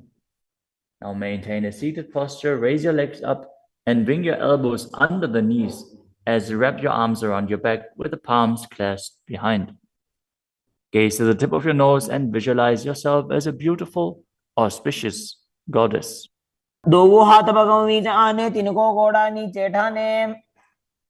The next asana is Sankatasana. With the left knee on the mat, place the left foot flat on the ground and sit down on the left heel. As you bring the right leg over top of the left, heel close to the hip. Visualize yourself as a swan as you perform the Ujjayi Pranayama, making an ocean-like sound with your mouth as you perform the Mula Bandha. The next asana is Dhenukasana. Now slide the heel outside of the hip. Visualize a cow in your inner space as you keep your hands on top of the knees. Perform Uddiyana Bandha and Mula Bandha.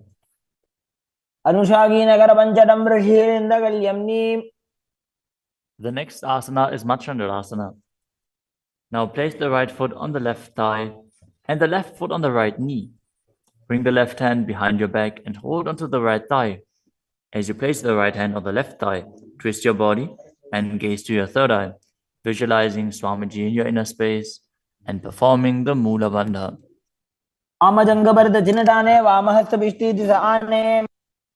Next up is Machandrasana 2. From Machandrasana, untwist and hold onto the respective big toes in Prana Mudra. As you lean your forehead down so it touches the ground, as you place your chest down on the heels, visualize Swamiji in your inner space and perform the Mula Bandha.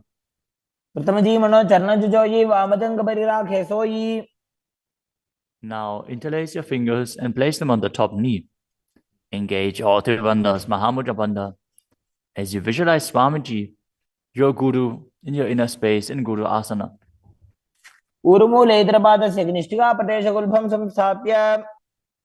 Now again, sit down on the heel, this time on the right foot, as you keep the top of the foot on the ground and interlace your fingers on top of the other knees, visualizing yourself as a swan.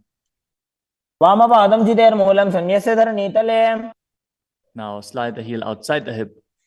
Place both hands on top of the up knee as you visualize a cow in your inner space in Dhenukasana on the other side. Next up is Machandrasana on the other side.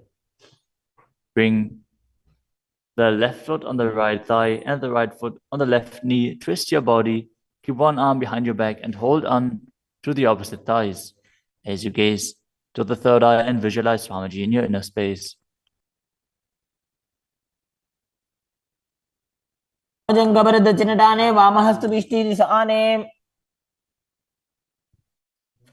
Next up is Machandrasana 2. Now hold on to the feet as you lean forward and down, bringing your chest towards the heels and your forehead onto the ground. Visualize Swamiji in your inner space.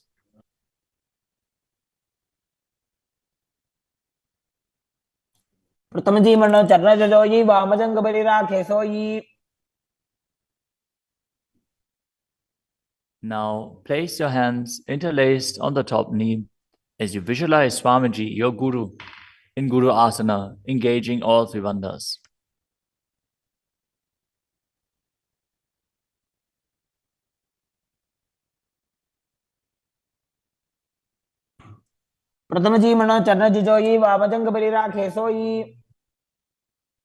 The next asana is Pashasana. Now sit with the feet flat on the ground, knees against the chest, with the hands holding onto the opposite knees. Keep your thighs together, spine straight, the tongue pressed against the roof of your mouth in Kechari Mudra as you gaze to your third eye and visualize Swamiji in your inner space. पादतले भूमो निधाय जानु निवृषि निधाय. The next asana is Bodha Shukasana. As you keep the feet flat on the mat, wrap your arms around the legs and hold onto the opposite wrists. Place your chin onto the knees as you gaze to the nose and visualize yourself being in an abode of bliss.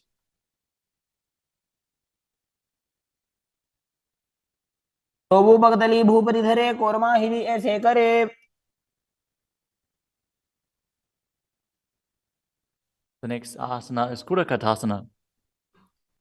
Maintain the same position, but place your arms under the knees and hold onto the opposite elbows. Gaze to your nose. Keep your tongue pressed up in Kechari Mudra, visualizing Swamiji in your inner space. दो वो हाथ पग बाहर लावे, गोडा नीचे ले टहरावे. Maintaining the same hold beneath the knees, bring the right foot over top of the left so the heels cross with the toes pointing up. Gaze to your nose and visualize the great sage and Maharishi Sumati in Sumati Asana. मूलद्वारी धरती परिठाने डावा पग परिदच पद आने.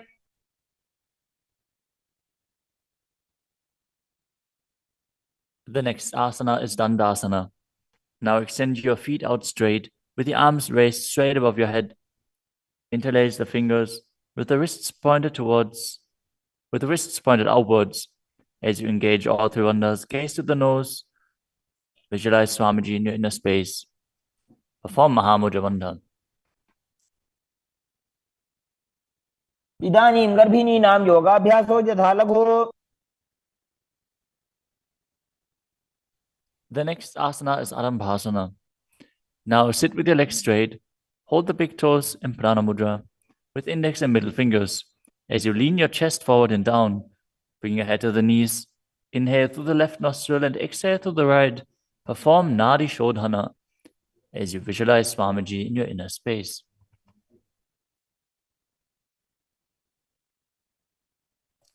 दो वो पग मिलीवा पसारी पगा का अंगूठा पकड़ी लीलाट गोड़ा लगावे. The next asana is Bhidokasana.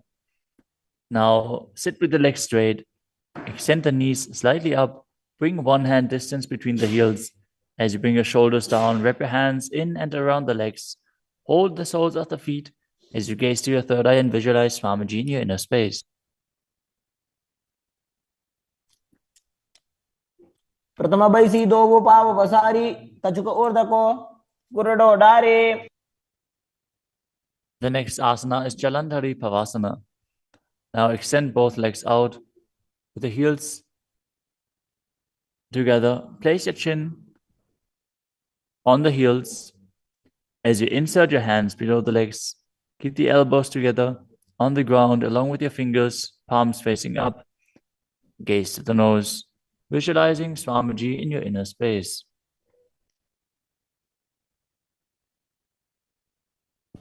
दो एड़ी मेली के दीजिए हाथ पसारी. The next asana is Urdhva Paschimottanasana. As you sit with the legs extended, lift one foot behind the neck. Lean forward and down as in Paschimottanasana. As you visualize Swamiji in your inner space. If you can't, bring your leg behind your neck.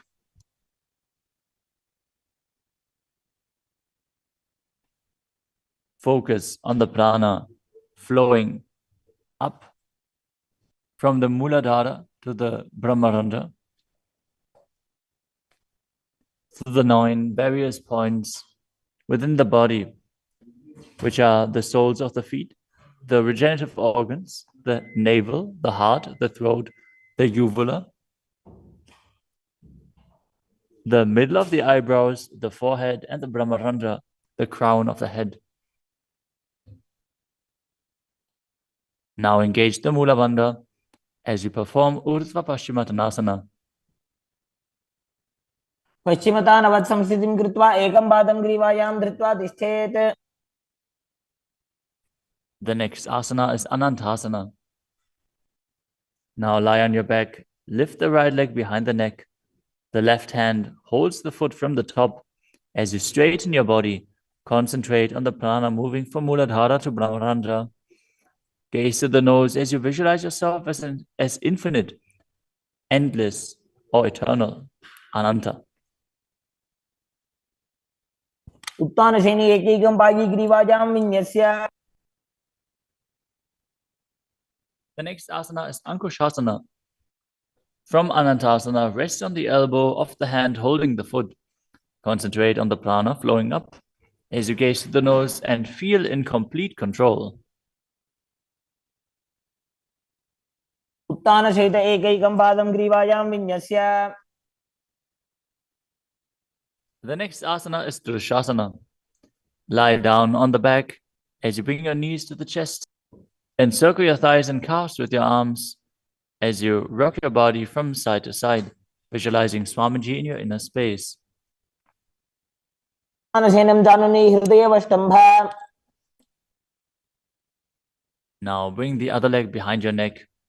Repeat Urdhva Paschimottanasana on the other side. Again, if you can't bring your leg behind your neck, just pull it up as high as you can and then lean forward. Hold on to the foot. पश्चिमतानवत् संस्थितिं कृत्वा एकं पादं ग्रीवायां धृत्वा तिष्ठेत्.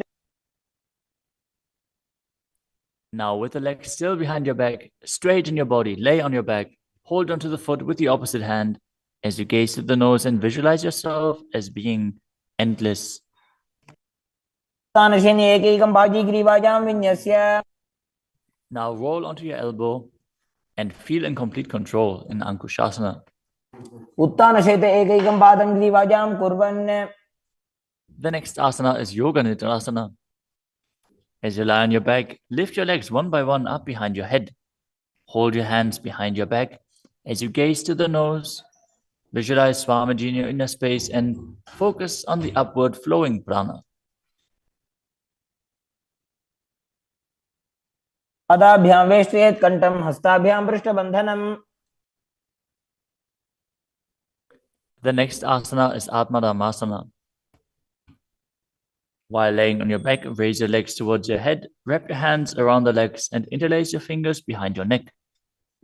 Gaze to the nose as you visualize Lord Vishnu blessing you from within.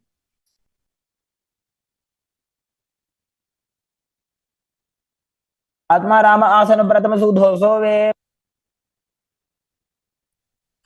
The next asana is Kuchikasana. As you lay on your back, bring your knees to the chest with the soles facing up and extend your arms out sideways. Gaze to your third eye as you visualize Swamiji in your inner space.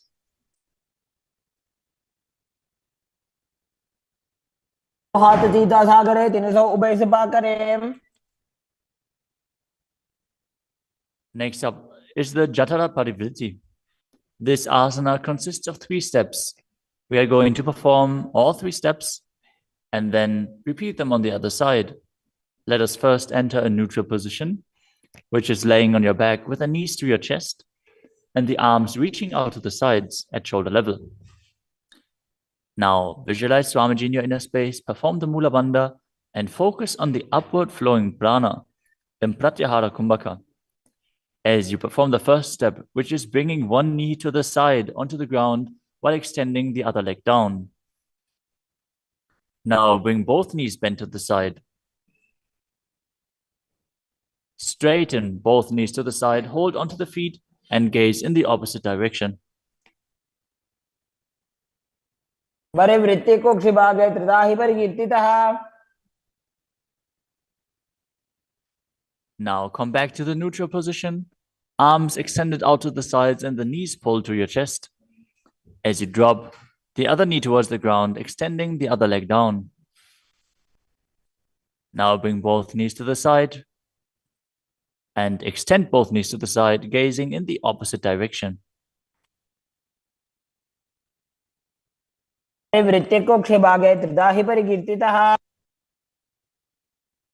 Next up is the Dvipadapitam. As you lay on your back, bend your knees and place your feet flat on the ground. Hold onto your ankles and lift your hips up, gazing to the nose and visualizing yourself as sturdy as a bridge. As you start breathing in the Mocha Kumbhaka, as you keep the Jalandhara Bandha engaged while exhaling, force the air out through the throat lock gently. This will bring about a state of swooning in the yogi. Perform the Mula Bandha as you do so. प्रतिक्रियायुतं द्वन्द्वपीठः सर्वबलप्रदम्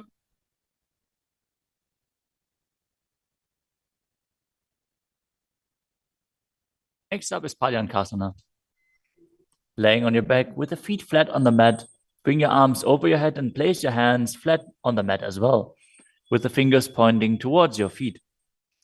Lift your entire body up off the ground as you visualize yourself as sturdy as stone furniture. Breathe through your nose in Sahajra Kumbhaka as you perform the Mula Bandha. उत्तानशयनं हस्ततलाभ्यां भूमिमवष्टभ्य. The next asana is Shvatanasana. Lay on your back with the knees to your chest. With the hands on the respective shoulders, move your hips in a circular motion and visualize that you're a dog playfully laying on its back. Perform the Mula Bandha as you do so. शवच्छरीरं संस्थाप्य जानुनी सम्मील्य नाभवानीय. Next up is the Viparita Karani. Lie supine, raise your hips and legs up as you extend your hands down on the mat below, helping you balance your body as your legs are raised up. Move your legs in a circular motion as you visualize Swamiji in your inner space and keep Jalandhara Bandha and Mula Bandha engaged. भूतले सशिरो दत्त्वा खेनये चरणद्वयम्. Next up is the Viparita Karani too. Now stop the movement of your legs. Keep them pointing up straight as you visualize Swamiji in your inner space. Karni विपरीताख्या सर्वाधिव्याधिनाशिनी. Next up is Langalasana. As you lay on your back, lift your hips and take your feet over the head with the toes on the floor. Stretch your hands out on the ground behind your back.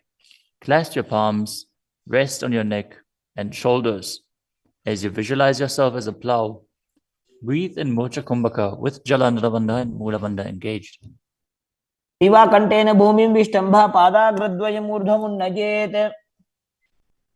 The next asana is Sajita Paschimottanasana. As you lie on your back in the same position, bring your hands to the feet.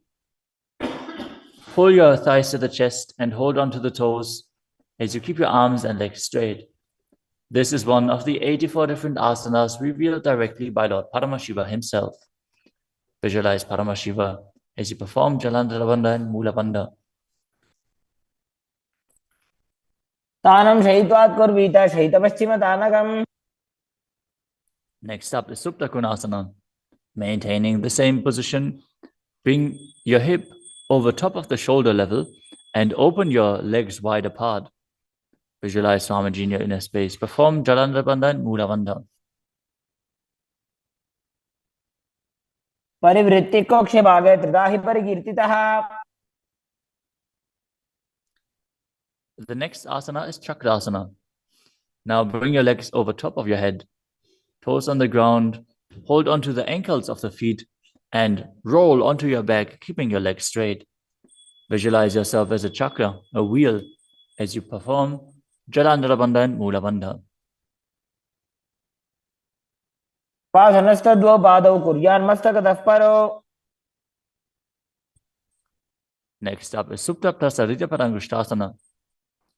As you lay on your back with the legs vertical, hold on to the big toes in Prana Mudra and then open your legs wide to the side.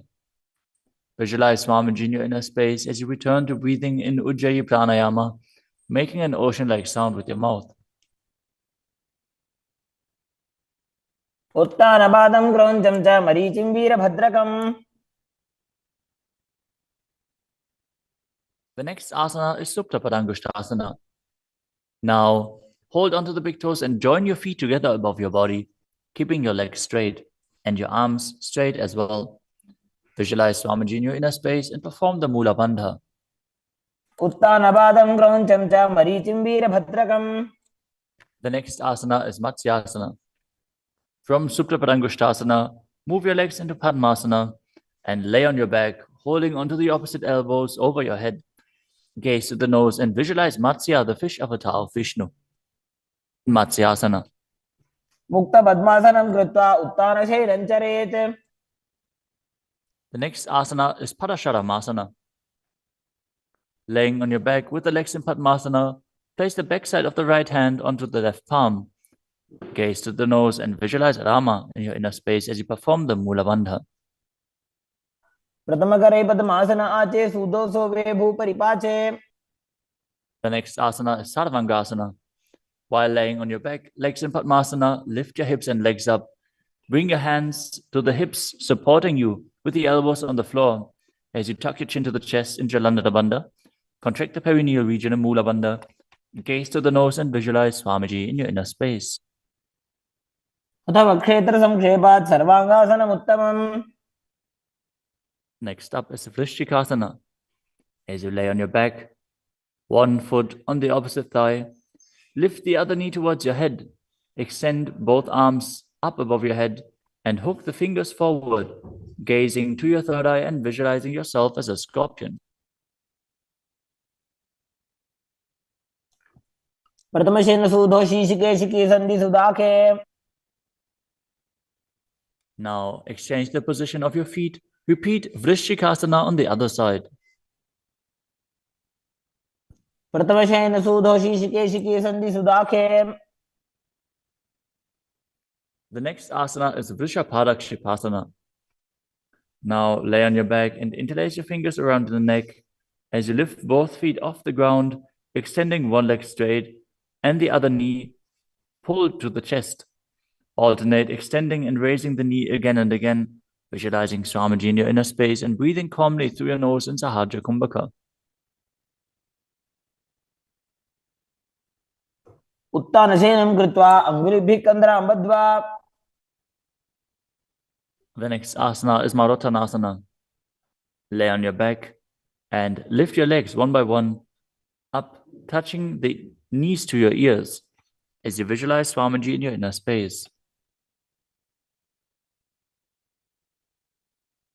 शोत्तानवत् संस्थितिः कृत्वा जानुद्वयं पर्यायेन कर्णयोः संस्पृशेत्.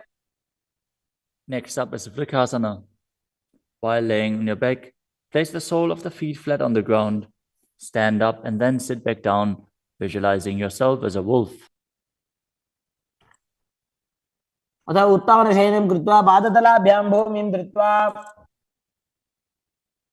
The next asana is Luddhasana. Lay on your back and quickly throw your legs up above your head. Completely roll over. Repeat this again and again, visualizing Swamiji in your inner space. Finish in a prone position. उत्तानशयनं पादौ शिर उल्लङ्घ्य. As you lay flat on your belly with the toes extended and the hands on the ground by your shoulders, contract your lips and make the sound of a flute, whistling while inhaling in Saradhasana Pranayama. Visualize yourself as a chariot, carrying warriors into a battle for Dharma on your chariot back. युद्धशयनं कृत्वा नाभिं भूमौ निधाय. The next asana is Dehalyulanganasana. Now push your body up into Tadakshvasana, the plank position, as you jump your legs forward and back between the arms again and again. Visualize yourself go beyond the body and mind.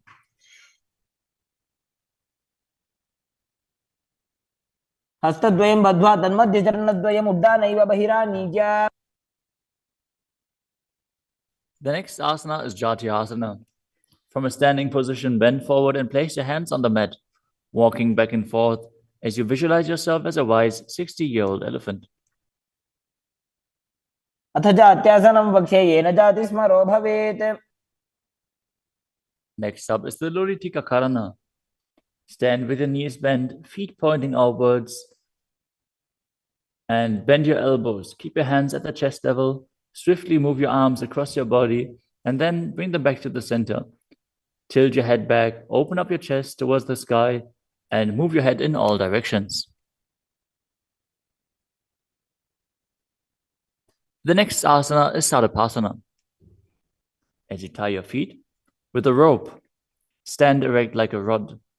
Keep your arms at the side of your body with the hands touching your thighs. Visualize that your Kundalini, Devi, is raising and curling upwards around your body. As you breathe calmly through your nose in Sahajra Kumbhaka, leading the prana along your spine, contract the perineal region. Force the Kundalini Shakti up. As you internally chant Om Nithyananda Paramashivoham. अथ सर्पासनं वक्ष्ये वायुपाणाय केवलम्. The next asana is Ushtrasadhanasana. While standing, place all fingers on the mat and then stand on your hands. Keep your feet on the fists as you begin to move and walk like a camel. Visualize yourself as a camel as you walk around on the mat.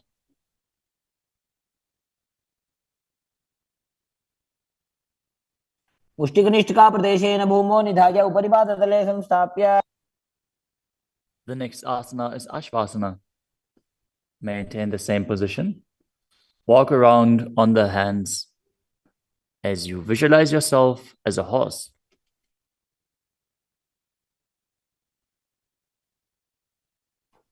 मुष्टिकनिष्ठिका प्रदेशेन भूमौ निधाय. The next asana is Kapota Nitakasana. As you stand straight with the feet together, interlace your hands behind your back in Padusha Mudra. Pull them down towards your calves as you open up your chest widely. Visualize yourself as a soaring bird diving. पादतले भूमौ निधाय. Next up is the Tala Pushpa Putam Karana. Stand tall with the palms together in Namaskara Mudra as you gently bend your knees and keep the toes pointing outwards. Simultaneously open up the palms and raise one heel off the ground as you slightly lower the waist and shoulder of the respective heel, bowing to both sides. As you visualize you're holding a bouquet of flowers and offering it to Paramashiva. Next asana is Khadgasana. As you lay down on your stomach, jump your feet up towards your hands and stand. As you bring the palms together, forming the horn of the rhinoceros in Namaskara Mudra, visualizing yourself as a rhinoceros and gaze to the nose. नुजसरतमासनं कृत्वा पादतलाभ्यां भूमिम् अवष्टभ्य. Next up is the Uttanottanam. Hold onto weights if you want to intensify this asana. Now sit down all the way or as low as you can to the ground and stand back up. Do this again and again as you visualize Swamiji in your inner space. पुनः उत्थातव्यम् असितव्यम् इति उत्थानोत्थानं भवति. The next asana is Musalasana. Now stand up straight, raise your arms up over your head and jump repeatedly as you visualize yourself as a mace. सरलं स्थित्वा ऊर्ध्वं बाहु नयेत्. The next asana is Utshesakasana. From a standing position, pull the sole of the foot towards your chest, while with the other leg sit down and stand back up. Alternate on both sides. As you gaze to the nose and visualize Swamiji in your inner space. एकैकं पादतलं कुक्षौ निधाय. Next up is the Parshvajanu Karana. Now stand and keep one leg slightly bent with the toes pointing to the side. Bend and lift the opposite knee towards your chest, pointing the toes downwards. Keep your arms holding the knee with a hand in a fist as you place the other hand on top of the respective thigh with the fingers pointing inwards. The next asana is Tandavasana. You can hold weights to intensify this asana. Visualize yourself fiercely dancing as Lord Shiva as you stand on one leg with the opposite leg extended forward. Lower your body down to the mat and then stand back up straight. एकेन पादेन स्थातव्यं ताण्डवासनं भवति. The next asana is Brahmanasana. Now place one foot onto the opposite thigh as you stand erect on the mat like a rod. Keep your hands by the sides, visualizing yourself being blessed by Lord Brahma. ब्राह्मणासनमावक्ष्ये यत्कृत्वा ब्राह्मणो भवेत्. The next asana is Garudasana 3. Stand tall and wrap the left leg over and around the right knee as you tuck the left toes on the other side of the right calf. Simultaneously cross the left arm below the right and bring the palms together in Namaskara Mudra in front of your heart as you visualize yourself as Lord Garuda. उत्तानकूर्मपीठं च संहिमस्गारुडमेव च. The next asana is Ekapadasana. Now bring the leg to the other thigh as you keep the hands hanging down by the sides towards the knees. Visualize Swamiji in your inner space. दक्षाङ्घ्रिं वामपादस्य जङ्घोपरि निधाय च. The next asana is Dhruvasana. Stand on the right leg and hold onto the big toes of the left foot as you straighten the left leg out to the side and visualize yourself as the North Pole Star as you rotate on the standing leg. एकेन हस्तेन दण्डरूपस्य एकस्य पादस्य अग्रं धृत्वा. The next asana is Trivikramasana. Stand on the right leg and lift the left foot behind your neck if you can. Then stand tall. Otherwise, you can pull the leg towards your chest. Then alternate standing and sitting. Perform the 3 steps of Vishnu as you visualize Lord Vishnu in your inner space. एकेन पादेन स्थातव्यम् उत्थातव्यम्. Now repeat the Parshvajanukarana on the other side. Now visualize yourself fiercely dancing as Lord Shiva as you repeat Tandavasana on the other side. पादेन स्थातव्यं ताण्डवासनं भवति. Now repeat Brahmanasana on the other side. ब्राह्मणासनमावक्ष्ये यत्कृत्वा ब्राह्मणो भवेत्. And repeat Garudasana 3 on the other side. उत्तानकूर्मपीठं च संहिमस्गारुडमेव च. Now bring your foot to the opposite hip with the hands hanging down as you repeat Ekapadasana on the other side. दक्षाङ्घ्रिं वामपादस्य जङ्घोपरि निधाय च.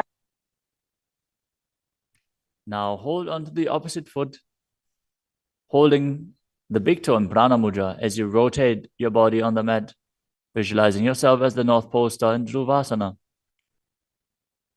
एकेन हस्तेन दण्डरूपस्य एकस्य पादस्य अग्रं धृत्वा. Now repeat Trivikramasana on the other side. Bring the other leg behind your neck if you can. Sit down and stand back up while visualizing Lord Vishnu blessing you from within. ग्रीवायां पादं संस्थाप्य स्थातव्यम् उत्थातव्यं त्रिविक्रमासनं भवति. Next up is the Samanaka Karana. Stand with the feet close together, toes pointed slightly out. Keep both hands to the sides of your body as you stand straight on the mat and relax.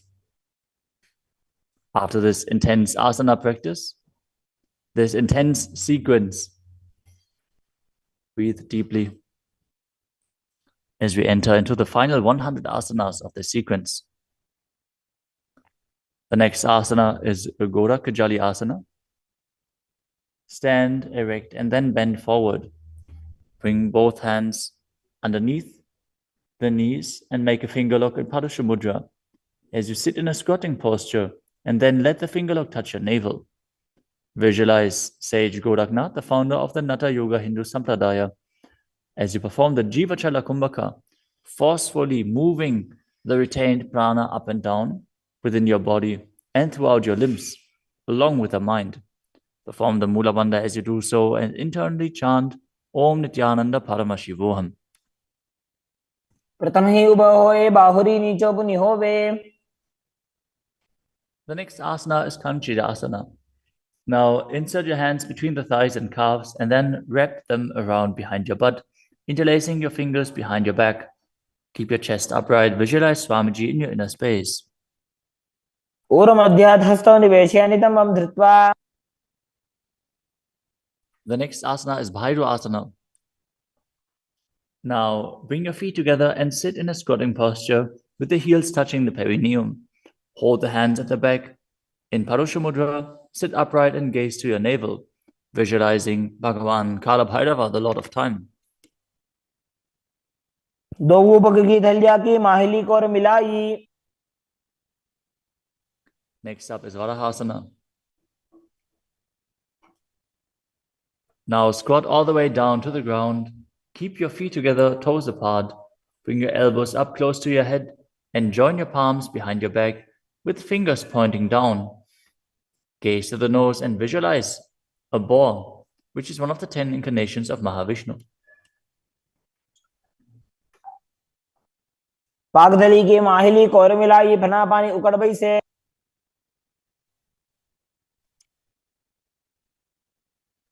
The next asana is Pripitasana. With the heels touching, bring your hips to the same level as your knees. Let your hands hang down, hold on to the big toes in Prana Mudra as you visualize Swamiji in your inner space and perform the Mula Bandha. पार्श्वद्वयसं मील्य स्थित्वा नितंबं जानु प्रदेश आनीय. Next up is Bakasana. Now place your hands on the mat, fingers wide, and place your knees onto the back of your arms with the eyes forward. Lean forward and down, lifting your feet off the ground as you visualize yourself as a crow.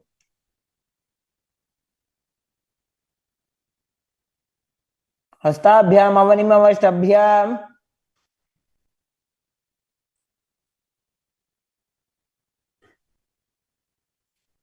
The next asana is Sushtanga Kapali Asana. Now kneel down, head on the ground, with the palms spread for support. Raise your body on your head and place your legs into Padmasana as you gaze to the nose and visualize Swamiji in your inner space. आसन को गुण कपाल आछो होई. The next asana is Guptasana. Lower your body down onto the mat and sit in a kneeling position.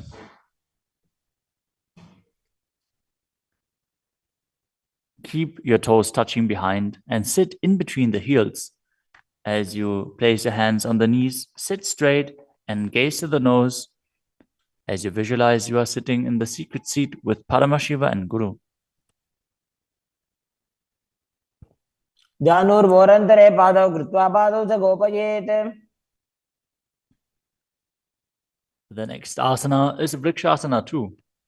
This is another inverted posture.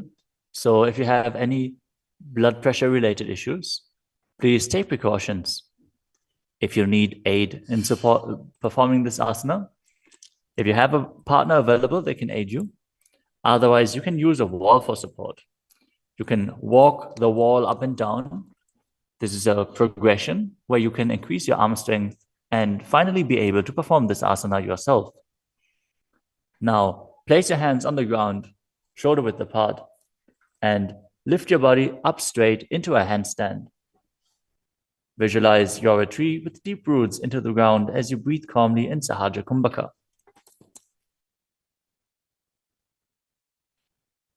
सप्तचक्रक्षालनाद्य vrikshasana विशेषकान्. Next up is Shiva Asana. Move your hands closer together and again enter the handstand posture. Visualize Tejas energy is flowing to your third eye. As you gaze up to your third eye, the Tejas energy will rejuvenate your body. दो पग जोड़ी माही Gulf मिलाए. The next asana is Matsyasana too. Now visualize yourself as a fish as you enter a plank position. Lower your body down to the mat and push it back up again and again as you engage the Mula Bandha. दिव्यं शयनं कूर्परो पार्श्वभागायाम् ऊर्ध्वकृत्य. Next up is Sarpasana too. Lie prone on your belly with the hands on the hips and lift your chest to the left and right, visualizing and moving your body like a snake. शयनं कृत्वा हस्तौ नितम्बं संस्थाप्य. Next up is Nidalambanasana. Lay prone on your belly with the hands in Padma Mudra, the lotus mudra, holding onto the chin. Keep the toes pointing backwards, feet together, as you feel self-supported and completely independent. कराभ्यां पंकजं कृत्वा तिष्ठेत् पुरपरया सुधीः. The next asana is Chaturasana. As you lay on your stomach, place your hands flat on the mat in front. Straighten your arms and bend your knees. Bring the feet towards the upper back and lift your head and chest up, visualizing yourself as an umbrella protecting your guru from the sun rays. अर्ध्यासनवत् स्थित्वा हस्ततलाभ्यां भूमिं वष्टभ्य. The next asana is Vajrasana. Now sit on the knees with the tops of the feet flat on the mat. Bring your butt onto the heels. Stretch your arms out in front and place the palms facing down as you bring your forehead to the mat. Gaze to the nose. Visualize yourself as Vajra, the weapon of Indra, symbolizing your indestructibility. इदानीं गर्भिणीनां योगाभ्यासो यथा लघु. Next asana is Meshasana. Now place your hands flat on the ground, shoulder width apart, and raise your hips up high into Gajasana. Then alternate striking the ground with your hands as you experience yourself as powerful as a ram. गजासन संस्थितो एकैकं बाहुं भूमौ ताडयेत्. The next asana is Ajasana. From Gajasana position, lift your legs up into the air and slowly bring your forehead to the ground. Visualize yourself as unborn, existing for all eternity. गजासन संस्थितो पादद्वयम् अन्तराले कृत्य. The next asana is Dhanantarasana. As you sit on your heels with the legs together, interlace your fingers around the toes, pull the feet towards your perineum, and then place your hands on the respective knees. Keep your spine straight, gaze to the nose, as you visualize Swamiji in your inner space, and return to breathing in Ujjayi Pranayama, making an ocean-like sound with your mouth. पूर्व विधि परिहाता की काकसीस्यो भणा शरामोडी. Next up is the Angamotanam. Interlace your fingers in front of your body and then behind you, stretching your arms forward to the sides and backwards as you give massage to various different joints and muscles within your body. Visualize Swamiji as you do so. हस्तयोः अङ्गुले बद्ध्वा हस्तयोर्मध्यात् सर्वम् अङ्गं निष्कासयित्वा. Next up is Garudasana form. Now sit on your heels in Vajrasana as you turn your feet out to the sides. Keep your thighs and knees resting on the ground. Keep your spine straight, hands on the knees. Visualize yourself as Lord Garuda, flying Lord Vishnu and Lakshmi on his back. जङ्घोरुभ्यां धरां पीड्य स्थिरकायो द्विजानुनाम्. Next up is Ananda Mandirasana. Now sit with your legs folded back, the toes pointing backwards, the knees wide, with the hands below the ankles. Keep the front of your buttocks on the ground as you gaze to your third eye and visualize yourself residing in the blissful space of a temple. अथ वक्षे वीरनाथ आनन्दमन्दिरासनम्. Next up is Mandukasana 2. Now sit with the knees wide, the feet overlapping on top of your ankles. Keep your hands underneath the knees, gaze to the nose, and visualize yourself as a frog as you perform Uddiyana Bandha and Mula Bandha. पृष्ठं सम्पीड्य गुल्फाभ्यां जान्वङ्गे सवलयाकृतिः. The next asana is Narasimhasana. As you keep your toes on the mat with the heels up and together, place your perineum on top of the heels. Keep your palms on the ground with the fingers spread wide apart, thumbs touching the base of the hand, touching the toes. Gaze to your nose, stick your tongue out and exhale forcefully. Visualize Narasimha, one of the 10 avatars of Vishnu, as you perform the Mula Bandha.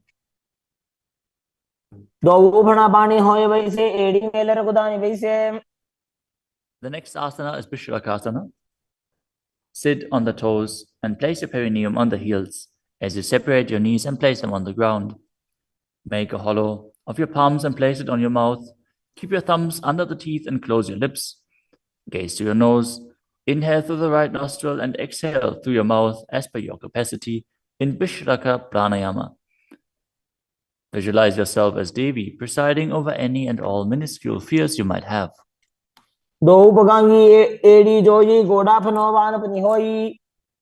The next asana is Makadasana.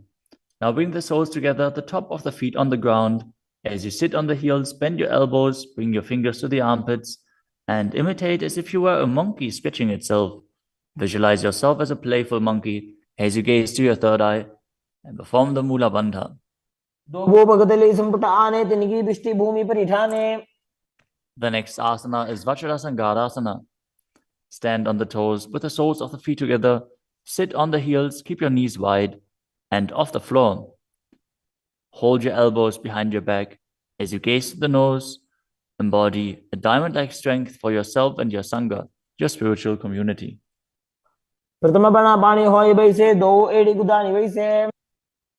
The next asana is Kanjanasana. Now keep the toes down, ankles crossed behind, and sit on the heels. Place your palms on the mat to the sides as you gaze to the nose and visualize perfect health beyond any and all physical or mental ailments.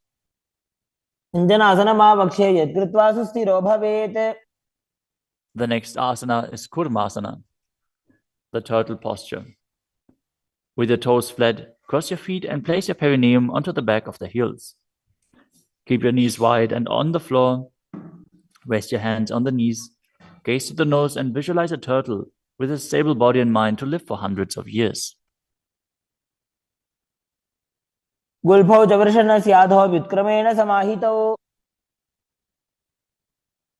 The next asana is Yogasana. With the toes flat, cross your feet and place your perineum onto the back of the heels. Gaze to your nose and visualize Swamiji in your inner space. With the feet near the opposite knee. Hold the calves with the fingers inside and the thumbs outside as you gaze to your third eye and visualize a space of eternal oneness, Advaita, with your Guru.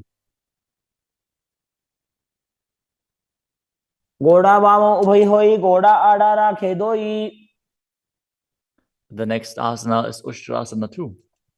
In a kneeling position, bend backwards, hold your ankles with your hands and keep your arms straight. Push your hips forward and tilt your head back as you visualize yourself as a camel.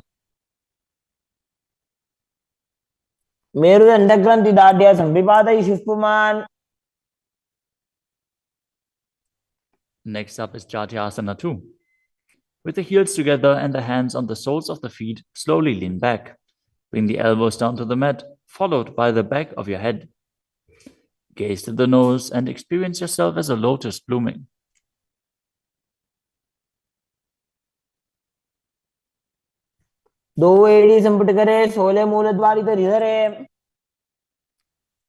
Next up is Vidatasana. Sit on the knees with the thighs and calves together. Lean back and touch your back to the ground. Then rise back up. Do this again and again as you visualize the healing and liberation of all causal, subtle forms of your body. Gaze to the nose and perform the Mula Bandha.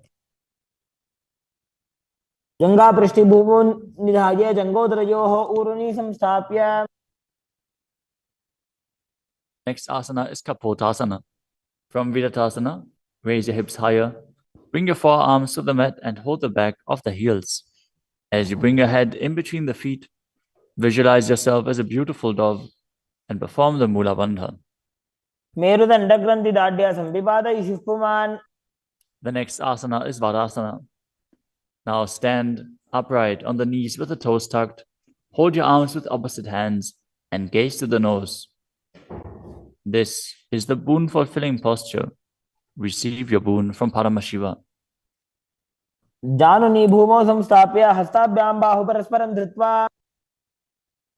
Next up is Vadahasana 2.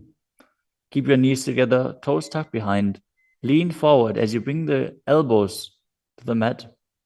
With your hands holding the head, rest your buttocks on the heels and visualize yourself as Varaha, the boar incarnation of Mahavishnu.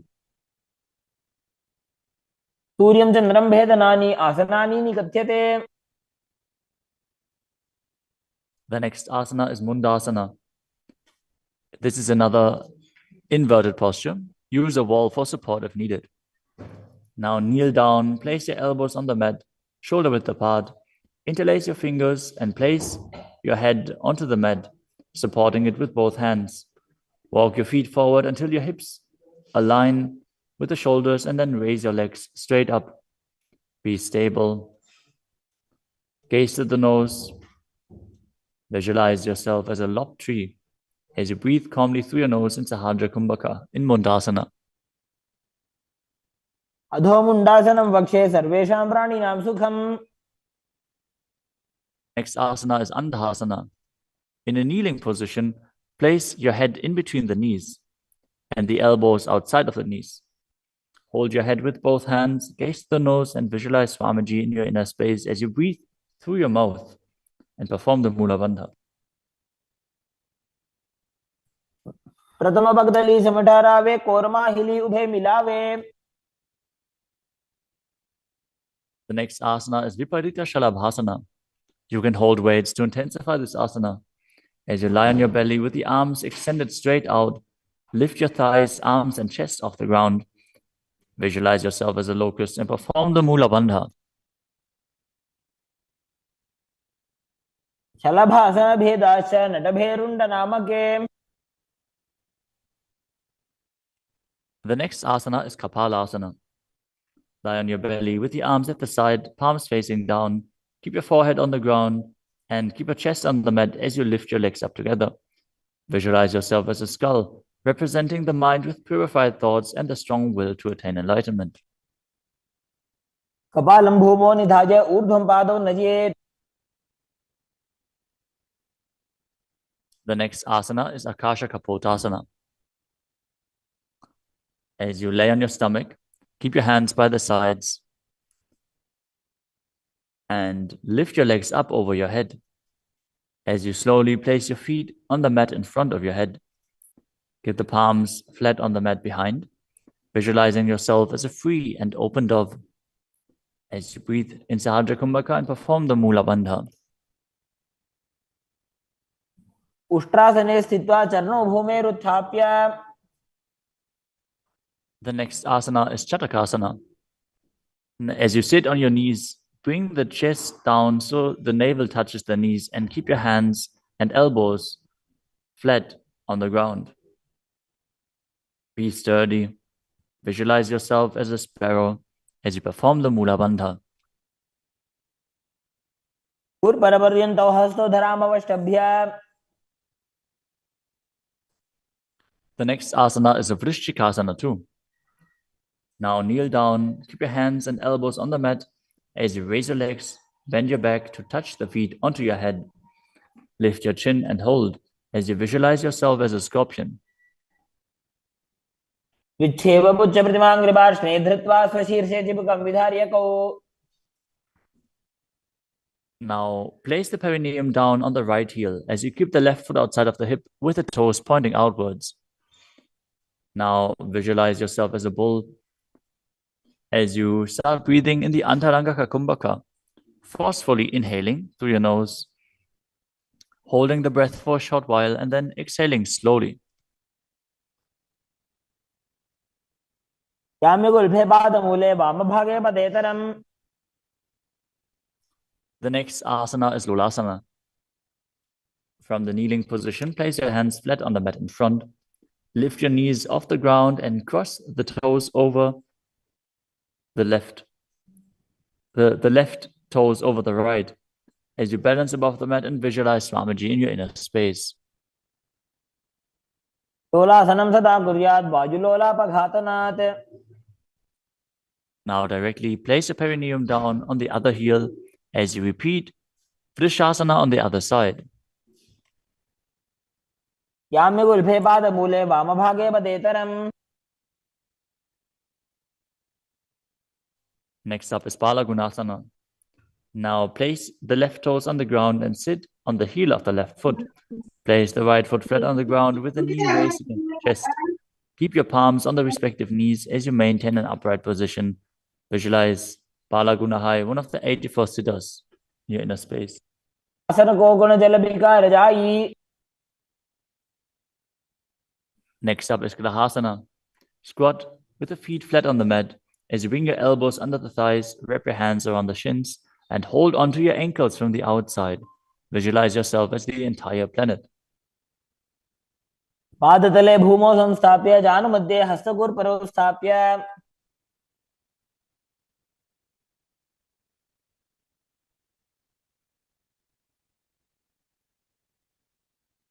Next up is Balagunasana on the other side. Visualize Balagunahai, one of the 84 siddhas in your inner space.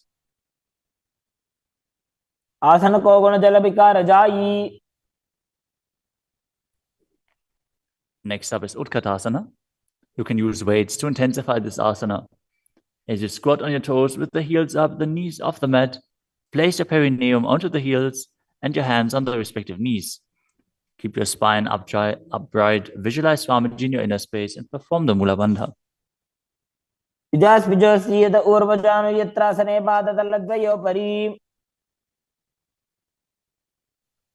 Next up is Vajrasangarasana 2. Now sit on the toes with the perineum on the heels, the soles of the feet together. Keep the knees wide and off the ground as you hold the opposite elbows behind your back. Gaze forward as you visualize Swamiji in your inner space. प्रथम प्राणापानी होए जैसे दो एड़ी गुदानी वैसे.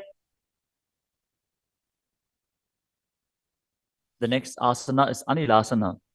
Now squat or sit with the feet hip-width apart, with the hands under the soles of the feet from the inside. Palms facing down. Keep your arms straight, elbows at the navel, and gaze to the nose. As you visualize, you are able to consume and live off of air alone. दो हाथ भूमि पर उठाने, कहनी जाड़ी ना भी लगाने.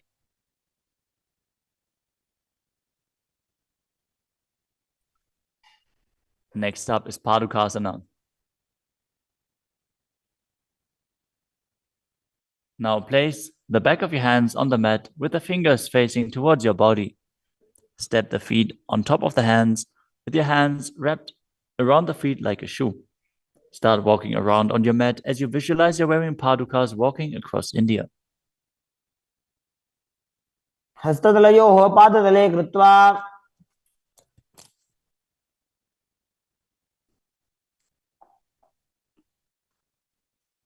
Next up is Kukkuttanasana. Now place your palms on the mat, raise both feet upwards into the air, and let them fall back down. Do this again and again as you visualize yourself as a rooster. हस्ततले भूमौ कृत्वा पादतले च ऊर्ध्वमुड्डानं कृत्वा. Next up is Viparita Nrityasana. Now place your hands on the mat and raise your legs upwards into a handstand. As you move around on two hands dancing, feel yourself become free of all inhibitions. हस्ततलाभ्यां भूमिं वष्टभ्य. Next up is Kunjarasana. Now separate your feet and place one palm down on the mat with the arm straight. Bring the opposite arm towards your head. Be stable. Visualize Swamiji in your inner space. Breathe calmly in Sahadra Kumbhaka and perform the Mula Bandha. अथ भक्षे Mahadev कुञ्जरासनमुत्तमम्. Now exchange the position of your hands. Repeat Kunjarasana on the other side. Mahadev कुञ्जरासनमुत्तमम्. Next asana is Kadambasana.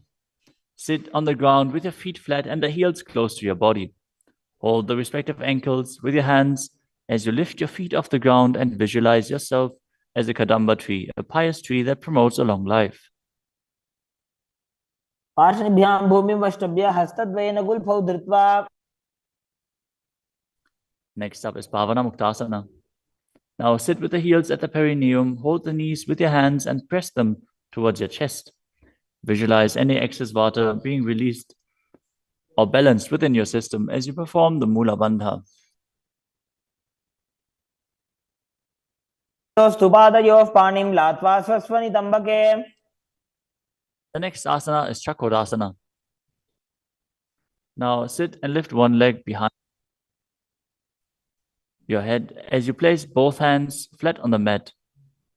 Extend the opposite leg up with the knee straight as you lift your entire body up off the ground. Keep your chin up, gaze to your third eye, and visualize yourself as a powerful source of energy. पूर्वदानं चतुष्पादपीठं वज्रासनं तथा. The next asana is Dhanurasana 2. As you sit on the ground, hold the respective big toes in Prana Mudra. As you keep one leg straight and pull the other foot towards your ear, visualizing yourself as a bowl. पादाङ्गुष्ठौ तु पाणिभ्यां गृहीत्वा श्रवणावधि. The next asana is Ashtavakrasana.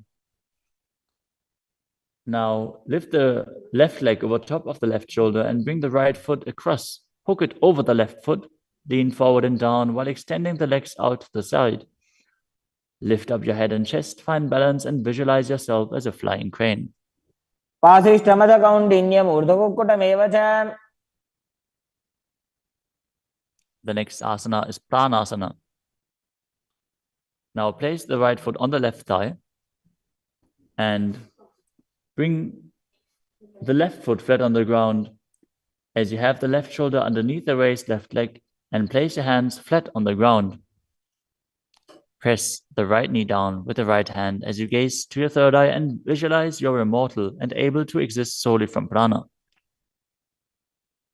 एतत् प्रभेदं वक्ष्यामि करोति यस्य चामरः.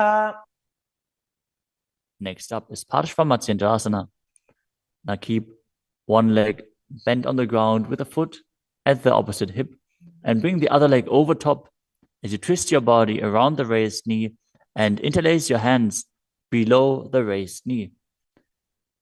Gaze to your third eye and visualize the great sage and yogi Nithyananda, the master of Hatha Yoga. वामोरुमूलार्पितदक्षपादो जान्वो बहिर्वेष्टितदक्षदोष्णा. Now repeat Chakrasana on the other side. Now sit and lift the other leg behind your neck, keeping your hands at the side and raising your whole body up with the other leg extended, gazing to your third eye and visualizing yourself as a powerful source of energy. पूर्वदानं चतुष्पादपीठं वज्रासनं तथा.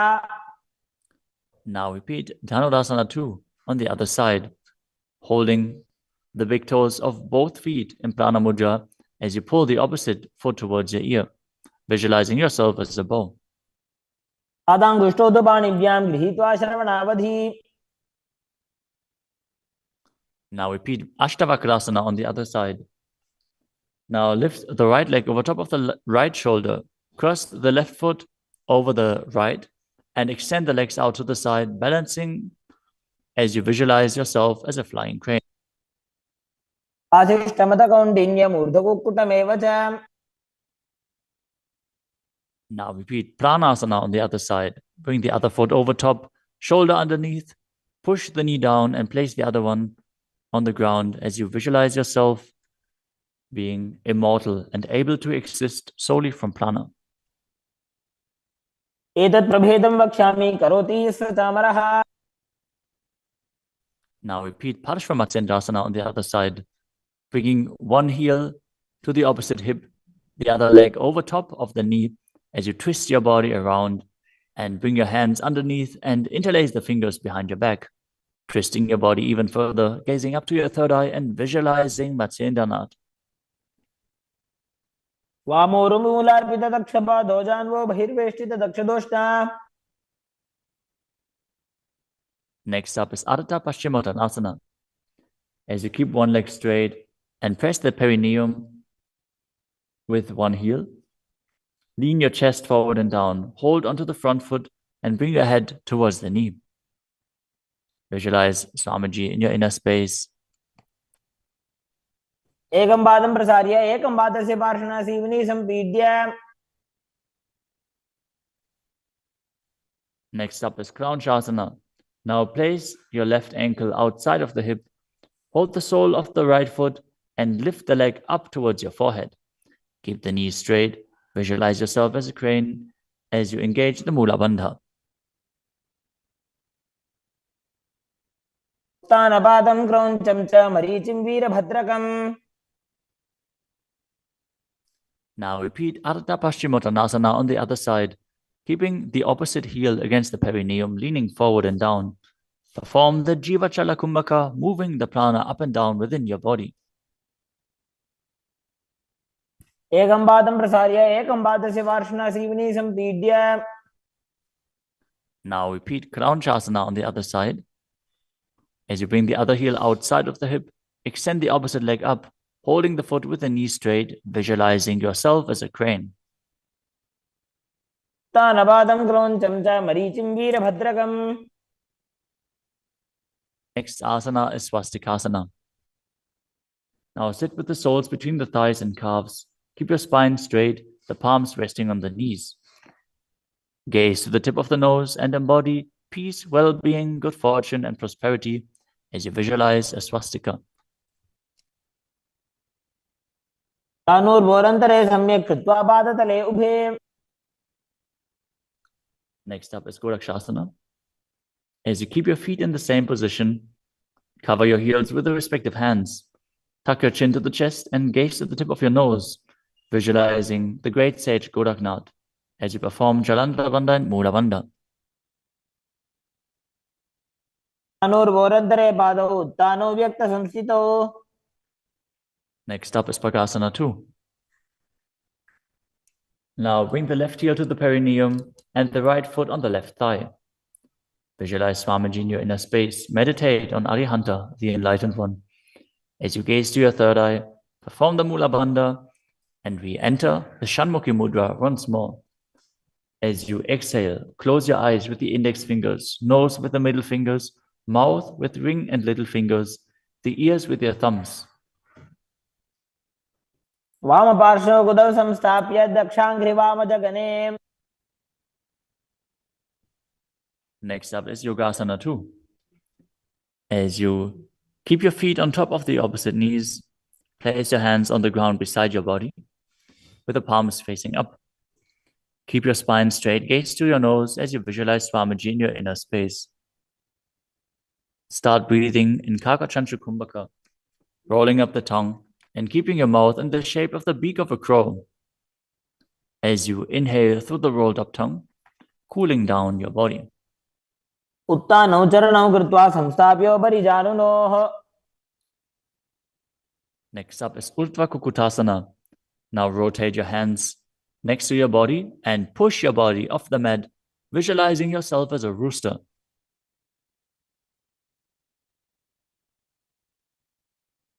वासिष्ठमदकौण्डिन्यम् ऊर्ध्वकुक्कुटमेव च.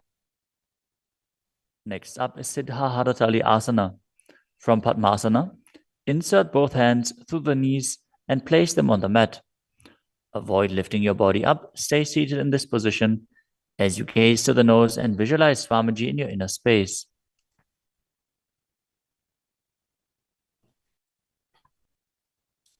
प्रथम पद्मासन को करे हस्तदो वो गोडासन दिधरे. Next up is Hamsasana. From Padmasana, lift your body off the ground as you gaze to your third eye and visualize yourself as an elegant swan. कुक्कुटासने स्थित्वा स्कन्धपर्यन्तं मूरोनि नीत्वा. Next up is Karmukasana. From Padmasana, place your hands between the thighs and calves. Lean forward and while sitting, reach your hands behind your body in Parasha Mudra.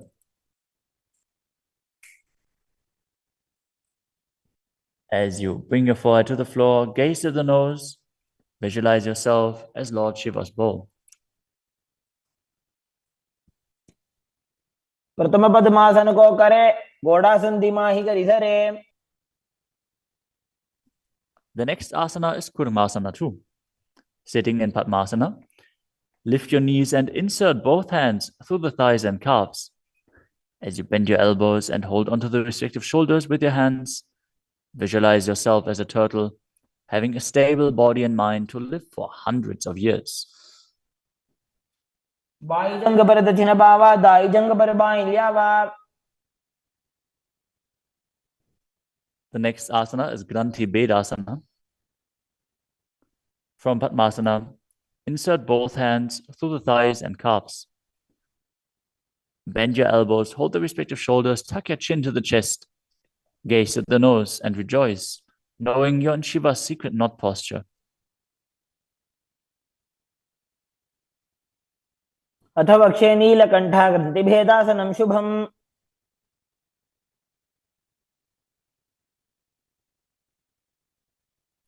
The next asana is Uttana Kurmasana.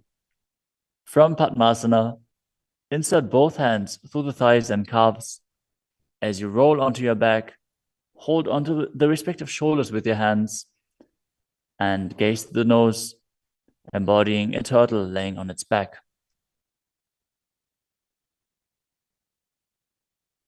कुक्कुटासनबन्धस्थं कराभ्यां धृतगन्धरम्. Next up is Pangukukutasana. From Padmasana, place both hands through the gap of the thighs and calves. Place one hand flat on the mat and hold its wrist with the other hand. Lift your body up off the mat, balancing on one arm as you visualize yourself as a rooster and perform the Mula Bandha. कुक्कुटासनं स्थित्वा एकेन हस्तेन अन्यस्य प्रतिबन्धं धृत्वा. Now exchange the position of your hands. Lift your body up onto the other hand as you repeat Pangukukutasana on the other side. कुक्कुटासनं स्थित्वा एकेन हस्तेन अन्यस्य प्रतिबन्धं धृत्वा. The next asana is Gridrasana. From Padmasana, place your elbows on the toes, interlace your fingers, and rest your chin on the knuckles. Keep your thumbs pressed to the throat as you visualize you have gone beyond all greed and covetous.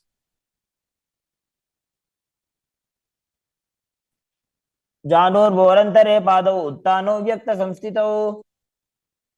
Next up is Padmasana 3. From Padmasana, hold one hand over the other with the palms facing upwards. Keep your spine straight, gaze to the nose, and visualize Swamiji in your inner space as you perform Mahamudra Bandha. All three bandhas engaged.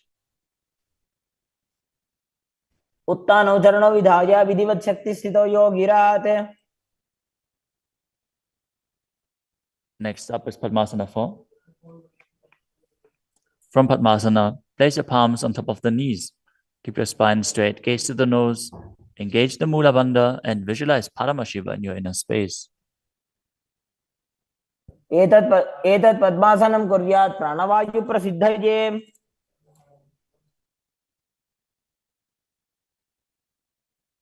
Next up is Karmakasana 2. From Padmasana, keep the left hand on the left knee and hook the right hand around the big toes in Prana Mudra with index and middle fingers. As you pull your elbow back as if you're pulling a bowstring, moving the big toe in a circular motion. Visualize yourself as Pinaka, Lord Shiva's bow, as you repeat the movement on the other side as well. वक्षे योगपूरकरक्षणात्. Next up is Karmakasana 3. From Padmasana, cross your arms behind your back and hold onto the big toes in Prana Mudra as you gaze to the nose and visualize yourself as Paramashiva's bow.